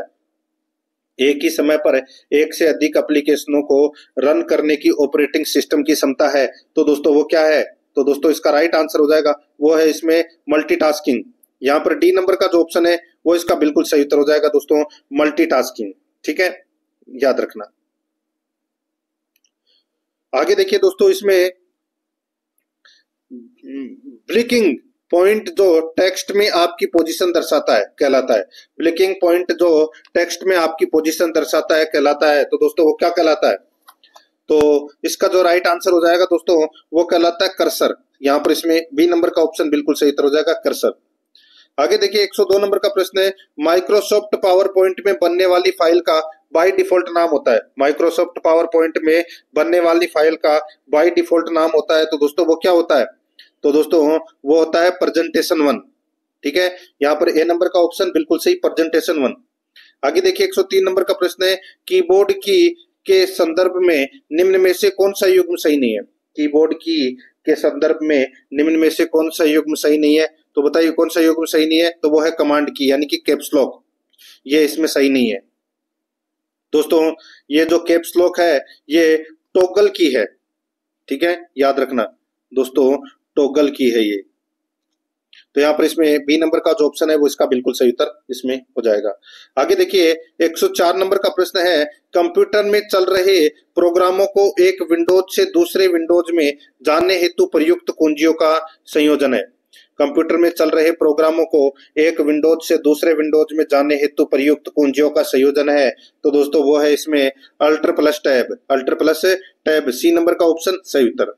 105 नंबर का प्रश्न इसमें देखिए, कंप्यूटर कीबोर्ड में शिफ्ट प्लस डिलीट का क्या कार्य है? शिफ्ट प्लस डिलीट का क्या कार्य है? तो दोस्तों वो है ये किसी फाइल फोल्डर आइकन को स्थायी रूप से मेमोरी से हटाना, वो होता है शिफ्ट प्लस डिलीट की का अर्थ। तो यहाँ पर इसमें ए नंबर का ऑप्शन बिल्कुल सही। आगे देखिए कृत्रिम बुद्धि यानी कि एआई का जनक किसे कहा जाता है? बताइए एआई का जनक है वो किसे कहा जाता है? तो दोस्तों ये कहा जाता है एलन ट्यूरिंग को, एलन ट्यूरिंग को दोस्तों एआई का जनक यानी कि दोस्तों आर्टिफिशियल इंटेलिजेंस का जनक कहा जाता है, कृत्रिम बुद्धि का।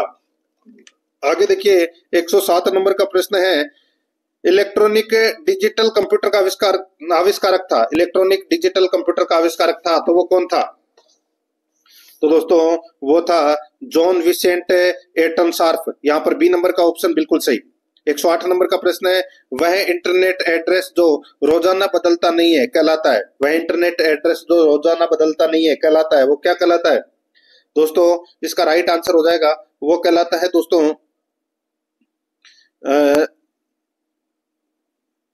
वो कहलाता है दोस्तों देखिए वह इंटरनेट एड्रेस जो रोजाना बदलता नहीं है कहलाता है। तो दोस्तों वो कहलाता है static IP address, static IP address कहलाता है। दोस्तों यहाँ पर इसमें बी नंबर का जो ऑप्शन है वो इसका बिल्कुल सही उत्तर इसमें हो जाएगा। आगे देखिए यहाँ पे W3C में प्रयुक्त C का तात्पर्य क्या है? बताइए W3C में दोस्तों C का मतलब क्या है? तो दोस्तों यहाँ पर देखिए आपने पता होगा W3C, तो दोस्तों ये W का मतलब W3 का मतलब क्या हो गया दोस्तों? WWWC, ठीक है। तो यहाँ पे वही वर्ल्ड वाइड वेब, और सी का मतलब होता है दोस्तों वो है कंसोर्टियम, कंसोर्टियम हो जाएगा दोस्तों यहाँ पर इसमें, ठीक है। बी नंबर का जो ऑप्शन है वो इसका बिल्कुल सही उत्तर इसमें हो जाएगा। आगे देखिए 110 नंबर का प्रश्न है, वेब में एक साइट से दूसरे साइट पर जाने की प्रक्रिया क्या कहलाती है? तो दोस्तों वो कहलाती है नेविगेटिंग कहलाती है। यहाँ पर बी नंबर का जो ऑप्शन है वो इसका बिल्कुल सही उत्तर हो जाएगा नेविगेटिंग। अब दोस्तों अपन है वो रीजनिंग से संबंधित 20 प्रश्न पढ़ेंगे, यानी कि 111 से लेकर और 130 तक अपन रीजनिंग से संबंधित प्रश्न पढ़ेंगे।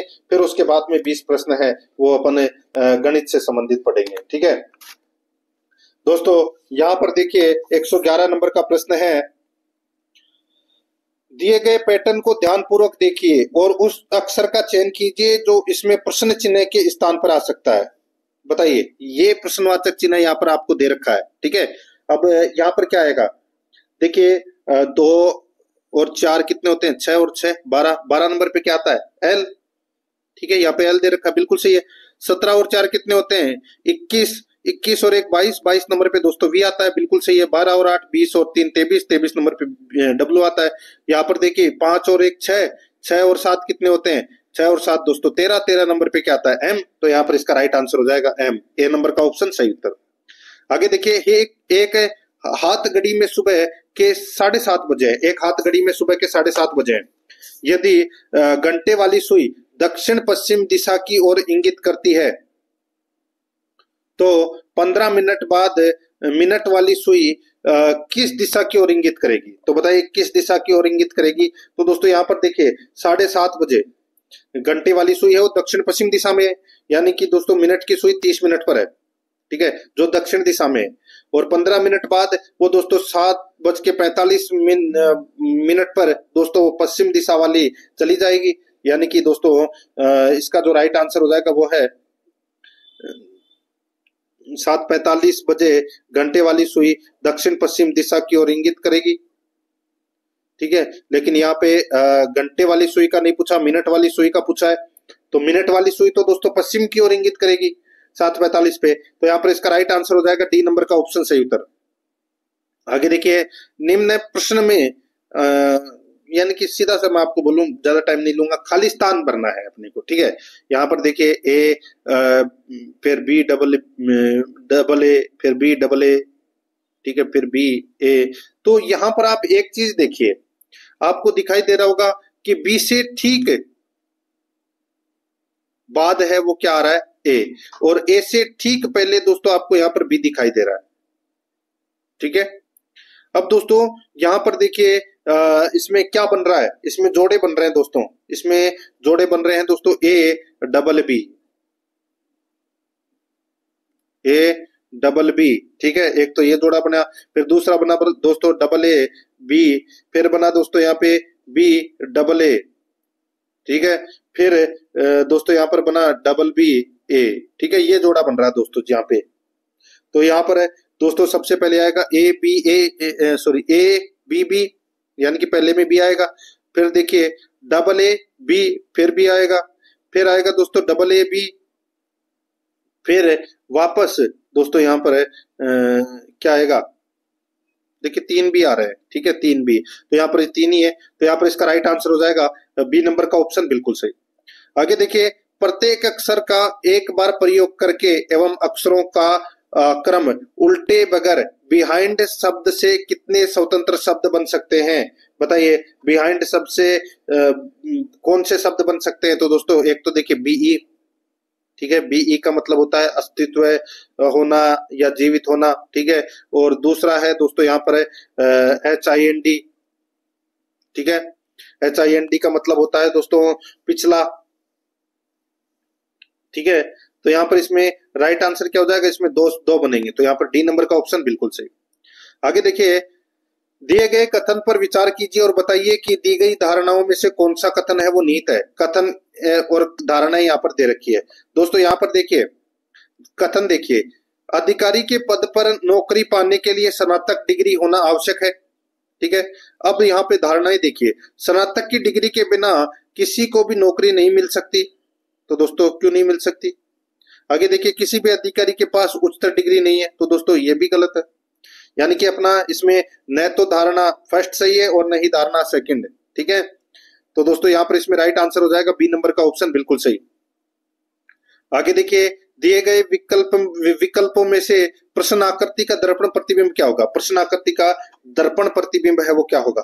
तो दोस्तों यहाँ पर आप देखिए सही विकल्प इसमें कौन सा होगा, इसका दर्पण प्रतिबिंब, ये उल्टा हो जाएगा, यानी कि ये वाला जो हिस्सा है वो इधर आ जाएगा। ठीक है, तो यहाँ का देखिए दर्पण है वो यहाँ पर ये दे रखा है, आपको दिखाई दे रहा होगा। ठीक है, इसका जो दर्पण प्रतिबिंब है वो हो जाएगा दोस्तों इसमें कौन सा, तो ये वाला हो जाएगा दोस्तों डी नंबर वाला ऑप्शन। तो यहाँ पर इसमें डी नंबर का ऑप्शन सही उत्तर।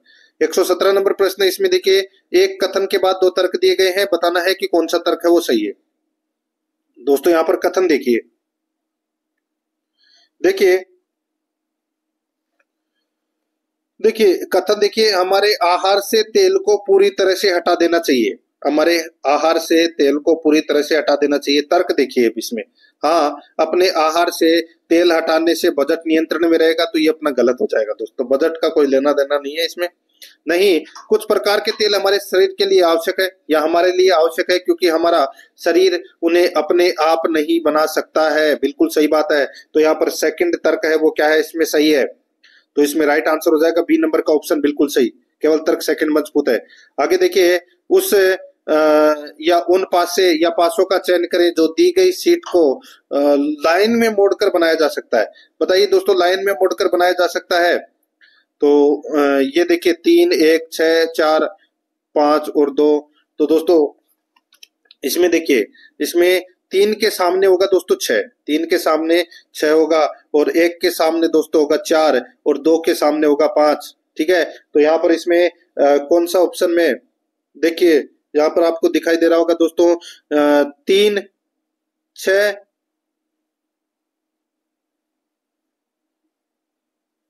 4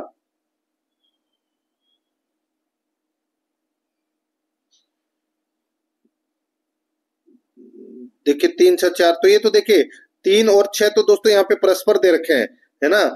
तो ये तो अपोजिट में है, तो ये तो डी नंबर वाला तो दोस्तों इसमें हो नहीं सकता, ठीक है। अब देखिए दोस्तों यहाँ पे 2 1 बिल्कुल पास में ये, और 6 ये हो सकते हैं दोस्तों, ये तीनों है वो हो सकते हैं। और यहाँ पर देखिए 3 4 और 2, 3 4 और 2 ये भी हो सकते हैं दोस्तों। यहाँ पर बी और सी कथन है वो इसमें क्या है, सही है। यहाँ पर इसमें डी नंबर का ऑप्शन राइट आंसर हो जाएगा।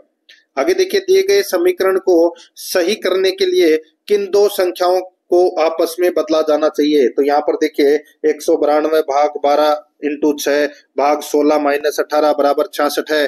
तो दोस्तों सबसे पहले अपन क्या करेंगे, ऑप्शन के अनुसार अपन है वो दोस्तों देखिए क्या पूछा गया है, दिए गए समीकरण को सही करने के लिए किन दो संख्याओं को आपस में बदला जाना चाहिए। तो यहाँ पर देखिए मैं आपको बताऊं 16 और 12 को आपस में अगर अपन बदल के देख लेते हैं, ठीक है। तो यहाँ पे 192 भाग दोस्तों 16 इंटू 6 प्लस 12 माइनस 18 बराबर 66 आ जाएगा क्या, ये आप देख लेना, ठीक है। तो यहाँ पर देखिए 16 का 192 में भाग दिया तो कितनी बार गया, तो दोस्तों ये गया 32 बार, सॉरी 12 बार। कितनी बार गया दोस्तों, 12 बार गया। तो 12 इंटू 6 कर लीजिए, तो 12 इंटू 6 करोगे तो दोस्तों कितना हो जाएगा, 12 इंटू 6 प्लस 12 माइनस 18। तो दोस्तों 12 इंटू 6, 12 6 72 और 12 कितने होते हैं 84। तो दोस्तों 84 में से 18 गए तो कितने बचे 66। तो दोस्तों ये अपना डी नंबर का ऑप्शन राइट आंसर हो जाएगा। आगे देखिए, रमेश ने कहा यह लड़की मेरी माताजी के पोते की पत्नी है। रमेश ने कहा यह लड़की मेरी माताजी के पोते की पत्नी है। तो रमेश का लड़की से क्या संबंध हो गया, तो दोस्तों ये तो सीधा सा हो जाएगा, ये उसका ससुर होगा, दिमाग लगाने की जरूरत ही नहीं है। डी नंबर का ऑप्शन बिल्कुल सही, ससुर हो जाएगा। आगे देखिए, 4 व्यक्तियों के नाम के आरंभिक अक्षर KLMN वे ताश खेल रहे हैं, ठीक है। दोस्तों यहाँ पर देखिए KN के सामने बैठा है, L और N एक दूसरे के सामने नहीं बैठे हैं। जिसका मुख पश्चिम की ओर है, L का मुख उत्तर की ओर है, M का मुख किस दिशा में है। तो दोस्तों सीधा सा मैं आपको बता देता हूं दोस्तों, इसके अंदर ज्यादा दिमाग लगाने की जरूरत है ही नहीं, मैं बता देता हूं। यहाँ पे ये 4 व्यक्ति बैठे हैं, ये तो दोस्तों यहाँ पर सबसे ऊपर के ऊपर M बैठा है, इधर दोस्तों L बैठा है, ठीक है, इधर दोस्तों N बैठा है और इधर बैठेगा K, ठीक है। तो यहाँ पर M का मुख किस दिशा में है, तो दोस्तों M का मुख है वो दक्षिण दिशा में है। यहाँ पर बी नंबर ऑप्शन सही, यह प्रश्न आप कर लेना, ठीक है। 122 नंबर का प्रश्न, इसमें देखिए, यदि नारंगी को मक्खन, मक्खन को साबुन, साबुन को स्याही, स्याही को शहद, शहद को नारंगी कहा जाए तो वस्त्रों की धुलाई में क्या इस्तेमाल किया जाएगा। तो वस्त्रों की धुलाई में दोस्तों क्या शामिल किया जाएगा, तो इसमें दोस्तों वस्त्रों की धुलाई के अंदर साबुन, और साबुन को क्या कहा गया है, स्याही। तो यहाँ पर इसमें बी नंबर का ऑप्शन राइट आंसर हो जाएगा। आगे देखिए 123 नंबर का प्रश्न, 2:10 पर दोनों सुइयों के बीच कितने अंश का कोण होगा। तो बताइए कितने अंश का कोण होगा। तो दोस्तों यहाँ पर है 2 इंटू 30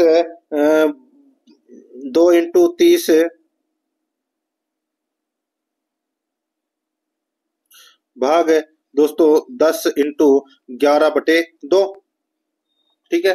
तो दोस्तों यहाँ पर ये इसका भाग दिया तो कितना हो जाएगा 5 इंटू 11, 5 इंटू 11 कितने होते हैं दोस्तों 55, सॉरी ये माइनस है, ठीक है। 2 इंटू 30 माइनस 10 इंटू ये माइनस के 10 है, ठीक है। तो यहाँ पर ये 5 आ गया इसमें, तो 55 माइनस दोस्तों 30 दूनी 60, तो कितना हो जाएगा 60 में से 55 गए तो 5 डिग्री। तो यहाँ पर ये अपना इसमें ए नंबर का ऑप्शन राइट आंसर हो जाएगा।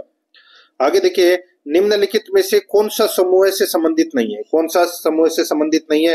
तो दोस्तों यहाँ पर देखिए इसमें पारा, पैराफिन, नारियल तेल, तो दोस्तों ये तीनों के तीनों हैं, ये कौन से समूह से संबंधित नहीं है। तो दोस्तों ये देखिए पारा, पैराफिन व नारियल तेल एक विशेष वर्ग बनाते हैं, जबकि अवसाद इस वर्ग से संबंधित नहीं है। तो यहाँ पर इसमें राइट आंसर हो जाएगा दोस्तों डी कौन से ऑप्शन में, सी नंबर में। तो यहाँ पर सी नंबर ऑप्शन सही उत्तर हो जाएगा। आगे देखिए, निम्नांकित आरेख में पुरुषों को आयत, शिक्षितों को त्रिभुज से, शहरी को वर्ग से और लोक सेवकों को वर्ग से निरूपित किया गया है। इनमें से ऐसे कितने शिक्षित पुरुष हैं, कितने शिक्षित पुरुष हैं जो शहरी नहीं है, जो शहरी नहीं है, यानी कि इस गोले के अंदर जो भी आएगा वो अपने को अपना उत्तर नहीं है। अब देखिए यहाँ पर सीधा सा मैं आपको बोलूं, कॉमन होना चाहिए तीन के अंदर। तो दोस्तों यहाँ पर इसका राइट आंसर हो जाएगा, वो है देखिए जो शहरी नहीं है। तो दोस्तों यहाँ पर देखिए, ये लोक सेवकों के बारे में दोस्तों अपने को इसमें कुछ कहा गया नहीं है। तो यहाँ पर 11 है, 11 ऐसे हैं जो पुरुष भी है और शिक्षित भी है। तो यहाँ पर इसमें सी नंबर का ऑप्शन राइट आंसर हो जाएगा। आगे देखिए, यहाँ पे 126 नंबर का प्रश्न है, उस विकल्प का चयन करें जिसका तीसरी संख्या से वही संबंध है जो दूसरी संख्या का पहली संख्या से। 18, 162, 28। तो दोस्तों सीधा सा हो जाएगा दोस्तों, 18 है तो 162। तो दोस्तों क्या होगा बताइए, 18 इंटू 10 कितने होते हैं दोस्तों, 180, और 180 में से 18 गए तो कितने बचे, 162। ठीक उसी प्रकार दोस्तों जैसे 28 है, ठीक है, तो ये तो इसमें काम नहीं करेगा दोस्तों। इसमें देखिए मैं आपको बताऊं, जो ये 18 है तो अपने को क्या करना है, 18 का स्क्वायर करना है, 18 का स्क्वायर बटे 2 करना है। तो 18 का स्क्वायर कितना होता है दोस्तों, 324, और 324 का में 2 का भाग दोगे तो कितना आ जाएगा, 162। ठीक है, ठीक उसी प्रकार अपने को 28 का स्क्वायर करके 2 का भाग देना है। तो 28 का स्क्वायर होता है दोस्तों कितना, 784, और 784 का आधा कितना होता है, तो दोस्तों 392। तो यहाँ पर इसमें ए नंबर का ऑप्शन राइट आंसर हो जाएगा। आगे देखिए 127 नंबर का प्रश्न है, इसमें देखिए कथन दे रखे हैं दोस्तों, इसमें कथन दे रखे हैं कि मेरे शिक्षक द्वारा पढ़ाए गए कुछ विषय प्रकाश, ध्वनि और बिजली है। ठीक है, दूसरा देखिए, मेरे शिक्षक द्वारा चुंबकत्व और तरंगों का कोई भी विषय नहीं पढ़ाया जाता है। तीसरा देखिए, उष्मा गति को छोड़कर मेरे शिक्षक द्वारा पढ़ाए गए सभी विषय बहुत ही बोधगम्य और दिलचस्प है। ठीक है, तो दोस्तों यहाँ पर अब निष्कर्ष में देखिए, निष्कर्ष में बताना है कि इसमें कौन सा सही है। तो दोस्तों इसमें देखिए 3 निष्कर्ष दे रखे हैं। मेरे शिक्षक ध्वनि विषय को बहुत ही रोचक तरीके से पढ़ाते हैं। ठीक है, तो ये अपना क्या है, इसमें बिल्कुल सही है, मेरे शिक्षक ध्वनि विषय को बहुत ही रोचक तरीके से पढ़ाते हैं, तो ये सही है। बाकी इसमें पढ़ाया नहीं जाता है, तरंग समझ में नहीं आता है, तो ये अपना 2 गलत हो जाएंगे, सिर्फ एक ही सही है। ठीक है, और कौन से ऑप्शन में ये, तो यहाँ पर डी नंबर का ऑप्शन राइट आंसर हो जाएगा, केवल निष्कर्ष एक पालन करता है। यहाँ पर देखिए 128 नंबर का प्रश्न है, अपने को बताना है कि कौन सी कार्यवाही सही है। तो यहाँ पर देखिए कथन देखिए, इस बात की संभावना है कि छात्रों द्वारा खाया गया रात का खाना टाइफाइड पैदा करने वाले बैक्टीरिया से दूषित था। ठीक है दोस्तों, यहाँ पर देखिए कार्यवाही के अंदर देखिए, छात्रों के लिए कुछ चिकित्सा सहायता तुरंत मांगी जानी चाहिए, बिल्कुल सही है। छात्रों को परीक्षा के लिए अच्छी तैयारी करने के लिए कहा जाना चाहिए, तो दोस्तों ये भी क्या है, बिल्कुल सही है। और दोस्तों देखिए यहाँ पे, रात का बचा हुआ खाना यदि कोई होता है उसे फेंक देना चाहिए। सॉरी, अच्छी तैयारी के लिए तो दोस्तों छात्रों को परीक्षा के लिए अच्छी तैयारी के लिए कहा जाना चाहिए, तो ये गलत हो जाएगा। ठीक है, ये नहीं कहा जा सकता दोस्तों। यहाँ पर जब रात का बचा हुआ कुछ खाना खा लिया है तो तुरंत चिकित्सा सहायता मांगनी चाहिए, और रात का बचा हुआ खाना है वो उसको फेंक देना चाहिए। तो यहाँ पर 1 और 3 क्या है, वो दोस्तों इसमें सही है। 1 और 3 कौन से ऑप्शन में, तो यहाँ पर इसमें डी नंबर का ऑप्शन राइट आंसर हो जाएगा। ठीक है, आगे देखिए दोस्तों, यहाँ पर इसमें देखिए कथन दे रखे हैं, अपने को बताना है कि कौन सा कथन सही है। देखिए, सरकार ने यह निश्चय किया है कि प्राथमिक शिक्षा संबंधी सभी सूचनाएं आम जनता को उपलब्ध कराई जाए। दूसरा देखिए, पिछले वर्षों में आम जनता को प्राथमिक शिक्षा संबंधी सभी सूचनाएं उपलब्ध नहीं होती थी। तो दोस्तों यहाँ पर इसका राइट आंसर हो जाएगा, क्या हो जाएगा, देखिए सरकार ने देखा कि लोग प्राथमिक शिक्षा कार्यक्रम के प्रति जागरूक नहीं है तो दोस्तों ये सफल नहीं हो पाई। तो कथन 1 के अंतर्गत दोस्तों जो कदम उठाए गए हैं वह कथन सेकंड को दूर करेगी। तो दोस्तों यहाँ पर इसमें राइट आंसर क्या हो जाएगा, इसमें यदि दोनों कथन 1 और 2 स्वतंत्र कारण है तो यहाँ पर इसमें इसमें यदि कथन सेकंड कारण है तो कथन 1 प्रभाव है। बिल्कुल सही बात है। तो यहाँ पर बी नंबर का जो ऑप्शन है वो इसका सही उत्तर हो जाएगा। इसमें आगे देखिए 130 नंबर का प्रश्न है। इसमें भी देखिए दोस्तों ऐसा ही ये प्रश्न है, कथन ए और दोस्तों कारण आर दे रखा है। देखिए कृषि के लिए केचुए अच्छे नहीं होते, कृषि के लिए केचुए अच्छे नहीं होते। तो दोस्तों ये तो गलत हो जाएगा क्योंकि केचुए कृषि में केचुए सहायक होते हैं। केचुए मिट्टी को छोटे कणों में बांट देते हैं और उसे मुलायम बनाते हैं। तो दोस्तों बिल्कुल सही है, ये मिट्टी को नरम और उपजाऊ बनाते हैं। तो यहाँ पर इसका जो राइट आंसर क्या हो जाएगा, देखिए छोटे कणों में बांट देते हैं मिट्टी को, तो ये जरूरी नहीं है, ये मिट्टी को नरम और उपजाऊ बनाते हैं। तो यहाँ पर इसका राइट आंसर क्या हो जाएगा, देखिए यहाँ पे इसमें एक ए तो असत्य है और किंतु आर है वो दोस्तों इसमें क्या है, सत्य है। आर है वो इसमें क्या है, सत्य है। तो यहाँ पर इसमें डी नंबर का जो ऑप्शन है वो इसका बिल्कुल सही उत्तर हो जाएगा यहाँ पे। ठीक है, इसके ऑप्शन है वो अपने को ऊपर देख के बताना था। अब दोस्तों अपन यहाँ पे देखिए सामान्य गणित से संबंधित 20 प्रश्न है वो पढ़ेंगे सिलेबस के अकॉर्डिंग। दोस्तों इसमें देखिए 131 नंबर का प्रश्न है, किसी थैले में लाल और हरी गेंदों का अनुपात 4:9 है। यदि 7 और लाल गेंदों को थैले में शामिल कर लिया जाए तो लाल और हरे गेंदों का नया अनुपात 5:6 हो जाता है। थैले में हरी गेंदें कितनी हैं, बताइए थैले में हरी गेंदें कितनी हैं। दोस्तों यहाँ पर देखिए माना कि दोस्तों लाल व हरी दोस्तों गेंदों का जो अनुपात है वो क्या है, तो दोस्तों वो है 4x और 9x। ठीक है, x मान लिया।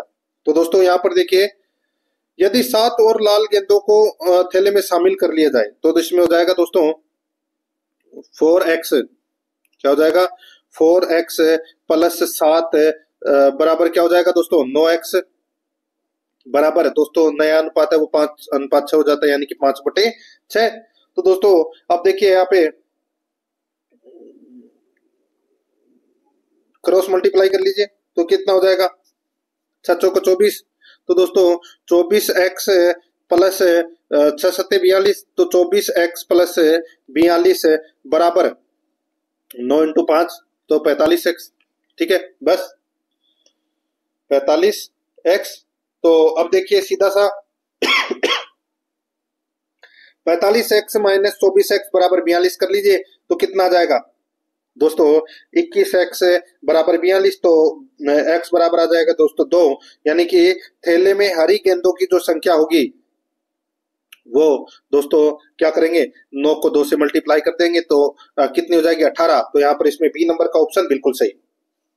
आगे देखिए यहाँ पे 132 नंबर का प्रश्न है, पाइप ए एक भरी हुई टंकी को 32 घंटों में खाली कर सकता है जबकि पाइप बी इसी खाली टंकी को 40 घंटों में भर सकता है। यदि पाइप ए और बी को टंकी भरे जाने के एकांतर रूप से प्रत्येक बार 1 घंटे के लिए चालू किया जाता है तब टंकी खाली होने में कितना समय लगेगा।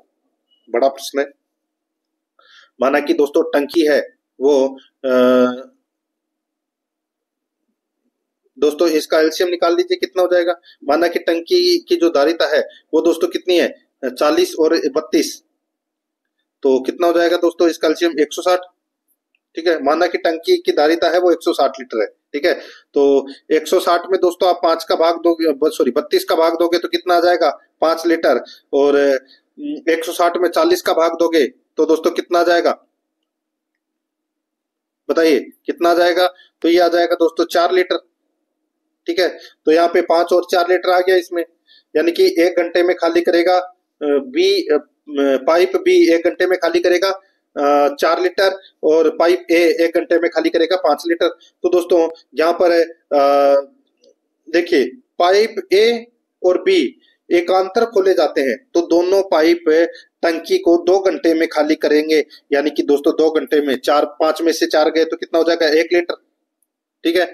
अब दोस्तों आगे देखिए, अब 155 लीटर टंकी खाली करने में जो समय लगेगा वो दोस्तों क्या हो जाएगा, 155 इंटू 2 यानी कि 310। ठीक है। और अगले घंटे में पाइप ए को से 150 160 में से दोस्तों 155 लीटर घटा दिया तो दोस्तों 5 लीटर खाली करेगा। तो यहाँ पर दोस्तों 311 इसका राइट आंसर हो जाएगा, 311 घंटे। 311 घंटे डी नंबर का जो ऑप्शन है वो इसका सही उत्तर हो जाएगा। आगे देखिए 133 नंबर का प्रश्न है, जेसन की आयु फातिमा की आयु के दोगुने से 2 वर्ष कम है। जेसन की आयु फातिमा की आयु से दोगुने से 2 वर्ष कम है। फातिमा की आयु दीपक की आयु के आधे से 4 वर्ष अधिक है। यदि दीपक की आयु का 7 गुना जेसन की आयु के 6 गुने के बराबर हो तो इन तीनों की वर्तमान आयु का योग क्या है। तो दोस्तों यहाँ पर देखिए ऑप्शन उठा के कर लीजिए, मैं आपको बता देता हूँ दोस्तों, तीनों की वर्तमान आयु का योग है वो दोस्तों 100 है। यहाँ पर ए नंबर का ऑप्शन राइट आंसर हो जाएगा। और तीनों की आयु दोस्तों 36 है, एक की 22 है और एक की 42 है। ठीक है, ए नंबर ऑप्शन सही। आगे देखिए 134 नंबर का प्रश्न है, इसमें देखिए 2 ट्रेनें क्रमशः स्थानों ए और बी से चलना आरंभ करती है। एक दूसरे की ओर क्रमशः 60 किलोमीटर प्रति घंटा 50 किलोमीटर प्रति घंटा की चाल से यात्रा करती है। उनके मिलने से पहले एक तेज चाल वाली ट्रेन ने धीमी चाल वाली ट्रेन से 110 किलोमीटर अधिक दूरी तय की थी। स्थानों में ए और बी के बीच में कितनी दूरी है। दोस्तों यहाँ पर देखिए माना धीमी रेलगाड़ी द्वारा तय की गई दूरी है वो दोस्तों कितनी है, x है। तो दोस्तों तेज रेलगाड़ी द्वारा तय की गई दूरी कितनी हो जाएगी, तो दोस्तों ये हो जाएगी x प्लस 110। ठीक है, तो यहाँ पर अपन लिखेंगे दोस्तों x बटे 50 बराबर x प्लस 110 बटे दोस्तों 60। बस ये क्रॉस मल्टीप्लाई करके दोस्तों आप इसको काट लीजिए, या 55 को 110 से मल्टीप्लाई करोगे तो कितना आ जाएगा, ये आ जाएगा दोस्तों 5500। ठीक है, 5500 प्लस दोस्तों यहाँ पर 5500 और 50 में से दोस्तों 60 गए तो कितने बचे 10। तो 10x बराबर 5500 तो कितना हो जाएगा 550 किलोमीटर। तो 550 प्लस 550 प्लस 110 ये अपने को जोड़ना है, 110 अधिक है। ठीक है, तो 550 और 550 1100 और 110 1210 इसका राइट आंसर हो जाएगा। यहाँ पर बी नंबर ऑप्शन सही। आगे देखिए यहाँ पे 135 नंबर का प्रश्न है, एक कार 81 किलोमीटर प्रति घंटा की गति से चल रही है। यदि वह 18 सेकंड एक पुल को पार करती है तो पुल की लंबाई ज्ञात कीजिए। कार में की लंबाई 2 मीटर है। तो यहाँ पर देखिए दोस्तों इसमें कार की गति ज्ञात करनी है, तो कार की गति ज्ञात करेंगे तो दोस्तों यहाँ पे 81 बराबर दोस्तों 81 इंटू 1000 तो दोस्तों 60 इंटू 60 कितना हो जाएगा, तो दोस्तों 22.5 मीटर सेकंड हो जाएगा। ठीक है, माना कि पुल की लंबाई x है तो कार की लंबाई दोस्तों 2 मीटर है। तो दोस्तों यहाँ पर क्या हो जाएगा 22.5 बराबर x प्लस 2 बटे 18। तो यहाँ पर क्या हो जाएगा 22.5 इंटू 18 बराबर x इंटू 2। तो यानी कि मल्टीप्लाई करोगे 22.5 को 18 से तो कितना हो जाएगा 450 बराबर x प्लस 2। तो 450 में से 2 गए तो कितना बचा 403 मीटर। यहाँ पर इसमें ए नंबर का जो ऑप्शन है वो इसका बिल्कुल सही उत्तर इसमें हो जाएगा, ये आपको इसमें याद रखना है। आगे देखिए 136 नंबर का प्रश्न है, एक पुरुष और एक महिला का कार्य क्रमशः 8 दिन और 12 दिन में पूरा कर लेते हैं। यानी कि एक पुरुष और एक महिला एक कार्य को क्रमशः 8 दिन और 12 दिन में पूरा कर लेते हैं। इसी कार्य को 2 दिन में पूरा करने के लिए पुरुषों के साथ कितनी महिलाओं की आवश्यकता होती है। पुरुषों के साथ में कितनी महिलाओं की आवश्यकता होती है बताइए। दोस्तों बता देता हूं डायरेक्ट। ठीक है, यहाँ पर अगर ये प्रश्न पूरे करवाने हैं तो पूरे भी करवा दूंगा और अलग से टॉपिक वाइज भी करवाना है तो करवा दूंगा। यहाँ पे मैं आपको बता देता हूँ दोस्तों 3 महिलाएं इसका राइट आंसर हो जाएगा। ठीक है, आगे देखिए यहाँ पे 137 नंबर का प्रश्न है, एक राशि 10 वर्षों में साधारण ब्याज की दर से स्वयं का 3 गुना हो जाती है तो वार्षिक ब्याज की दर कितनी हो जाएगी। तो दोस्तों वार्षिक ब्याज की दर यानी कि दोस्तों समय है वो 10 वर्ष दे रखा है, मिश्र धन दोस्तों यहाँ पे 3 दे रखा है और मूलधन दे रखा है 1। यानी कि दोस्तों दर निकालनी है तो यहाँ पर अंतर कितने का हो गया 2 का। तो 2 इंटू 100 यानी कि ये ब्याज है दोस्तों 2, ठीक है। तो 2 इंटू 100/10 इंटू 1, तो क्या हो जाएगा दोस्तों 20%। कितना हो जाएगा 10 इंटू 2 20%। तो यहाँ पर इसमें बी नंबर का ऑप्शन राइट आंसर हो जाएगा। आगे देखिए 138 नंबर का प्रश्न है, एक राशि पर 25% की वार्षिक दर से एक वर्ष के साधारण ब्याज तथा चक्रवर्ती ब्याज का संयोजन अर्धवार्षिक किया गया है के मध्य अंतर दोस्तों 4375 है। मूलधन क्या होगा? तो दोस्तों सीधा सा हो जाएगा यहाँ पे दोस्तों मूलधन अपने को ज्ञात करना है। तो देखिए यहाँ पर चक्रवर्ती ब्याज और साधारण ब्याज का अंतर दे रखा है कितना 4375 बराबर दोस्तों पी इंटू दर 25 है। तो यहाँ पे 25 बटे अर्धवार्षिक किया गया है, तो दोस्तों यहाँ पे क्या हो जाएगा 200, ठीक है। तो ये स्क्वायर बस। तो पी निकालना है, तो पी बराबर क्या हो जाएगा 4375 इंटू 8 बटे 1/1 बस। इसको काट लीजिए, कितना हो जाएगा? तो दोस्तों ये आ जाएगा 2,80,000। यहाँ पर इसमें डी नंबर का ऑप्शन बिल्कुल सही। आगे देखिए 139 नंबर प्रश्न है, सीता की आय रहीम की आय से 25% अधिक है। रहीम की आय सीता की आय से कितने प्रतिशत कम है? तो दोस्तों ये सीता है, सीता की आय और ये रहीम की आय, ठीक है। तो सीता की आय रहीम की आय से 25% अधिक है। तो दोस्तों इसकी 125 रुपए है, तो इसकी कितनी है 100 रुपए है। अंतर कितने का आ गया दोस्तों 25 का आ गया। तो यहाँ पर है 25 बटे 125 इंटू 100 कर लीजिए, कितना आ जाएगा 20%। यहाँ पर ए नंबर ऑप्शन बिल्कुल सही। आगे देखिए एक संख्या और इसके 1/3 का अंतर 520 है। इस संख्या का 20% कितना होगा बताइए?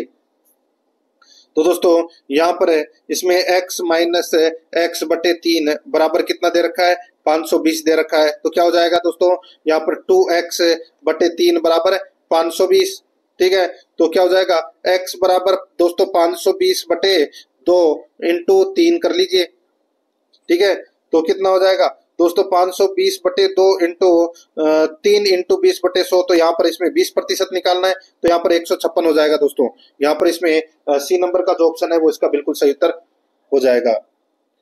आगे देखिए दोस्तों यहाँ पे इसमें 41 नंबर का प्रश्न है, एक वस्तु का विक्रय मूल्य 638 रुपए है और तथा लाभ 45% है। तो दोस्तों लाभ कितना प्रतिशत होगा बताइए? एक वस्तु का विक्रय मूल्य 638 रुपए है तथा लाभ 45% हो, तो लाभ कितना होगा? तो दोस्तों विक्रय मूल्य 638 है, लाभ 45% है, क्रय मूल्य निकालना है। तो यहाँ पे 638 बटे 145 है, 638 बटे 145 इंटू 100 कर लीजिए, ठीक है। कितना हो जाएगा? तो दोस्तों ये हो जाएगा 440। अब लाभ अपने को बताना है, तो 638 में से दोस्तों 440 घटा लीजिए, कितना आ जाएगा 198। और यही अपना सही उत्तर हो जाएगा, ए नंबर ऑप्शन बिल्कुल सही। 142 नंबर का प्रश्न है, मनीष ने 225 प्रति किताब की दर से किताबें खरीदी। मनीष ने 225 रुपए प्रति किताब की दर से किताब खरीदी तथा 162 प्रति किताब की दर से उन्हें बेच दी। 7 किताबें बेचने पर हानि क्या होगी? तो दोस्तों 7 किताबें बेचने पर हानि क्या होगी? तो 7 किताबों का क्रय मूल्य निकालना है, तो दोस्तों 225 इंटू 7 कर लीजिए, कितना हो जाएगा दोस्तों? ये हो जाएगा 1575, ठीक है। और 7 किताबों का विक्रय मूल्य तो दोस्तों 162 इंटू 7 कर लीजिए, तो कितना हो जाएगा? ये हो जाएगा 1134। अब दोस्तों देखिए 1575 में से 1134 गए तो कितने बचे? तो दोस्तों 441 बचे। यही अपना सही उत्तर हो जाएगा, बी नंबर का जो ऑप्शन है वो इसका बिल्कुल सही उत्तर इसमें हो जाएगा। आगे देखिए 143 नंबर का प्रश्न है, प्रथम 9 अभाज्य संख्याओं का औसत कितना है? प्रथम 9 अभाज्य संख्याओं का औसत कितना है? तो दोस्तों इसमें देखिए 2 3 5 7 11 13 17 19 और 23 ये प्रथम 9 अभाज्य संख्याएं हैं। तो यहाँ पर इनको सभी को जोड़ के 9 का भाग दे देना है, ठीक है। तो इनको सभी को जोड़ा तो कितने हो गए 100, और 100 में 9 का भाग दोगे तो कितना आ जाएगा 11 से ही 1/9। यहाँ पर इसमें डी नंबर का ऑप्शन बिल्कुल सही उत्तर हो जाएगा। आगे देखिए 144 नंबर का प्रश्न है, किसी कक्षा के 2 वर्ग ए और बी हैं जिनमें क्रमशः 38 और 42 छात्र हैं। यदि ए वर्ग के छात्रों का औसत वजन 55 kg है, तो अपने को क्या करना है दोस्तों 38 इंटू 55 कर देना है। 38 इंटू 55, ठीक है।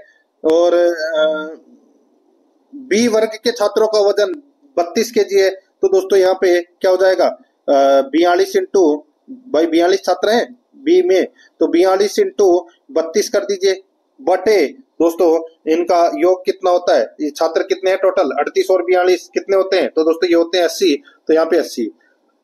बस अब यहाँ पे 38 इंटू 55 करोगे तो कितना आ जाएगा, यह आ जाएगा दोस्तों 2090 प्लस दोस्तों यहाँ पर देखिए 42 इंटू 32 कितने होते हैं, तो दोस्तों ये होते हैं 1344 बटे 80, तो इनको दोस्तों जोड़ोगे तो कितना आ जाएगा 3434 में 80 का भाग दोगे तो यहाँ पे 42.925 केजी आ जाएगा, और यही अपना राइट आंसर हो जाएगा, यानी कि डी नंबर ऑप्शन बिल्कुल सही। आगे देखिए 145 नंबर प्रश्न है, 2:5 समानुपात 9:x, तो x का मान क्या होगा, तो दोस्तों सीधा सा हो जाएगा मध्य पदों का गुणनफल बटे बाह्य पदों का गुणनफल, तो यहाँ पे 9 इंटू 5 बटे 2, तो दोस्तों 9 इंटू 5 कितने होते हैं 45 में 2 का भाग दिया तो कितना आ जाएगा 22.5, तो यहाँ पर डी नंबर का ऑप्शन बिल्कुल सही उत्तर हो जाएगा 22.5। आगे देखिए दोस्तों यहाँ पे 146 नंबर का प्रश्न है, एक कमरे की लंबाई चौड़ाई और ऊंचाई का अनुपात 5:3:2 है, यदि लंबाई दोगुनी चौड़ाई 1/3 और ऊंचाई आधी की जाती है तो कमरे के चारों दीवारों को पेंटिंग करने में आने वाले व्यय में कितने प्रतिशत की कमी होगी, तो कितने प्रतिशत की कमी होगी, तो दोस्तों इसमें कमी हो जाएगी 31.25% की, तो यहाँ पर इसमें राइट आंसर हो जाएगा सी नंबर का ऑप्शन बिल्कुल सही। आगे देखिए 147 नंबर का प्रश्न है, जतिन के पास 2240 अंडे हैं, जतिन के पास 2240 अंडे हैं, जबकि तनिष्क के पास 3840 अंडे हैं, किसी कार्टून में अधिकतम कितने अंडे इस प्रकार रखे जाएं कि कोई अंडा बाहर न छूटे और न ही कोई जगह खाली बचे, साथ ही जतिन और तनिष्क को उपयोग करने में भी आसानी हो, तो दोस्तों ये 2240 और 3840 का मैसेप निकाल लीजिए, तो दोस्तों इसका जो मैसेप आएगा वो आ जाएगा 320, यहाँ पर इसमें ए नंबर का ऑप्शन बिल्कुल सही।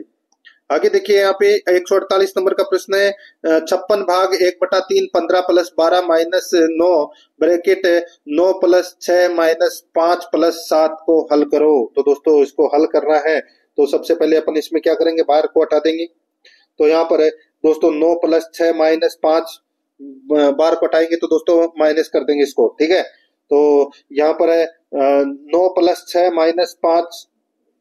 5 - 7, तो दोस्तों 9 और 6 कितने होते हैं 15 और दोस्तों ये माइनस माइनस प्लस हो जाएंगे, तो 15 और 12 कितने होते हैं 15 और 12 दोस्तों इसमें हो जाएंगे 15 और 12 दोस्तों ये हो जाएंगे 27, ठीक है 27। और दोस्तों यहाँ पर देखिए जो एक 56 भाग दोस्तों 56 भाग 1/3 15 + 12, तो यहाँ पर इसका राइट आंसर हो जाएगा 7, सी नंबर का ऑप्शन बिल्कुल सही उत्तर इसमें हो जाएगा। आगे देखिए यहाँ पे इनमें से कौन एक अविभाज्य संख्या है, कौन एक अविभाज्य संख्या है वो अपने को यहाँ पर बताना है, तो दोस्तों इसमें देखिए इसमें कौन अविभाज्य संख्या है, तो यहाँ पर आप देखिए दोस्तों 181, दोस्तों 181 है ये अविभाज्य संख्या है, तो यहाँ पर इसमें 3 नंबर का ऑप्शन बिल्कुल सही। आगे देखिए यहाँ पे 150 नंबर का प्रश्न है, इसमें देखिए 150 नंबर का प्रश्न है, किसी संख्या के 20% वर्धित मान और संख्या के 25% हासित मान में अंतर 36 है, तो वह संख्या ज्ञात कीजिए, तो दोस्तों क्या हो जाएगा, दोस्तों यहाँ पर देखिए माना की संख्या x है वो मान ली गई है, ठीक है, माना की संख्या x है, तो x का 20% + 25% बराबर 36 है, तो दोस्तों यहाँ पे क्या हो जाएगा, तो 20 + 25 कितने होते हैं, तो दोस्तों ये होते हैं 45, तो यहाँ पे 45x क्या हो जाएगा दोस्तों 45x बटे 100 बराबर कितना 36, तो यहाँ पे 36 × 100 बटे 45 कर लीजिए, कितना आ जाएगा 80, तो यहाँ पर डी नंबर का ऑप्शन बिल्कुल सही उत्तर हो जाएगा। तो दोस्तों इसी के साथ मैंने आपको ये मॉडल पेपर है वो कंप्लीट करवा दिया है। प्रश्न कैसे लगे कमेंट में जरूर बताएं, कुछ चेंजेस वगैरह करना हो तो आप कमेंट में बता सकते हैं, और पिछले मॉडल पेपर नहीं देखे तो वो जरूर देखें। और आरएस एकेडमी के यूट्यूब चैनल को सब्सक्राइब जरूर करें, बेल आइकन को दबाएं, क्लास को लाइक और अपने दोस्तों के पास में शेयर जरूर करें। मिलते हैं दोस्तों नेक्स्ट क्लास में। जय हिंद, जय भारत।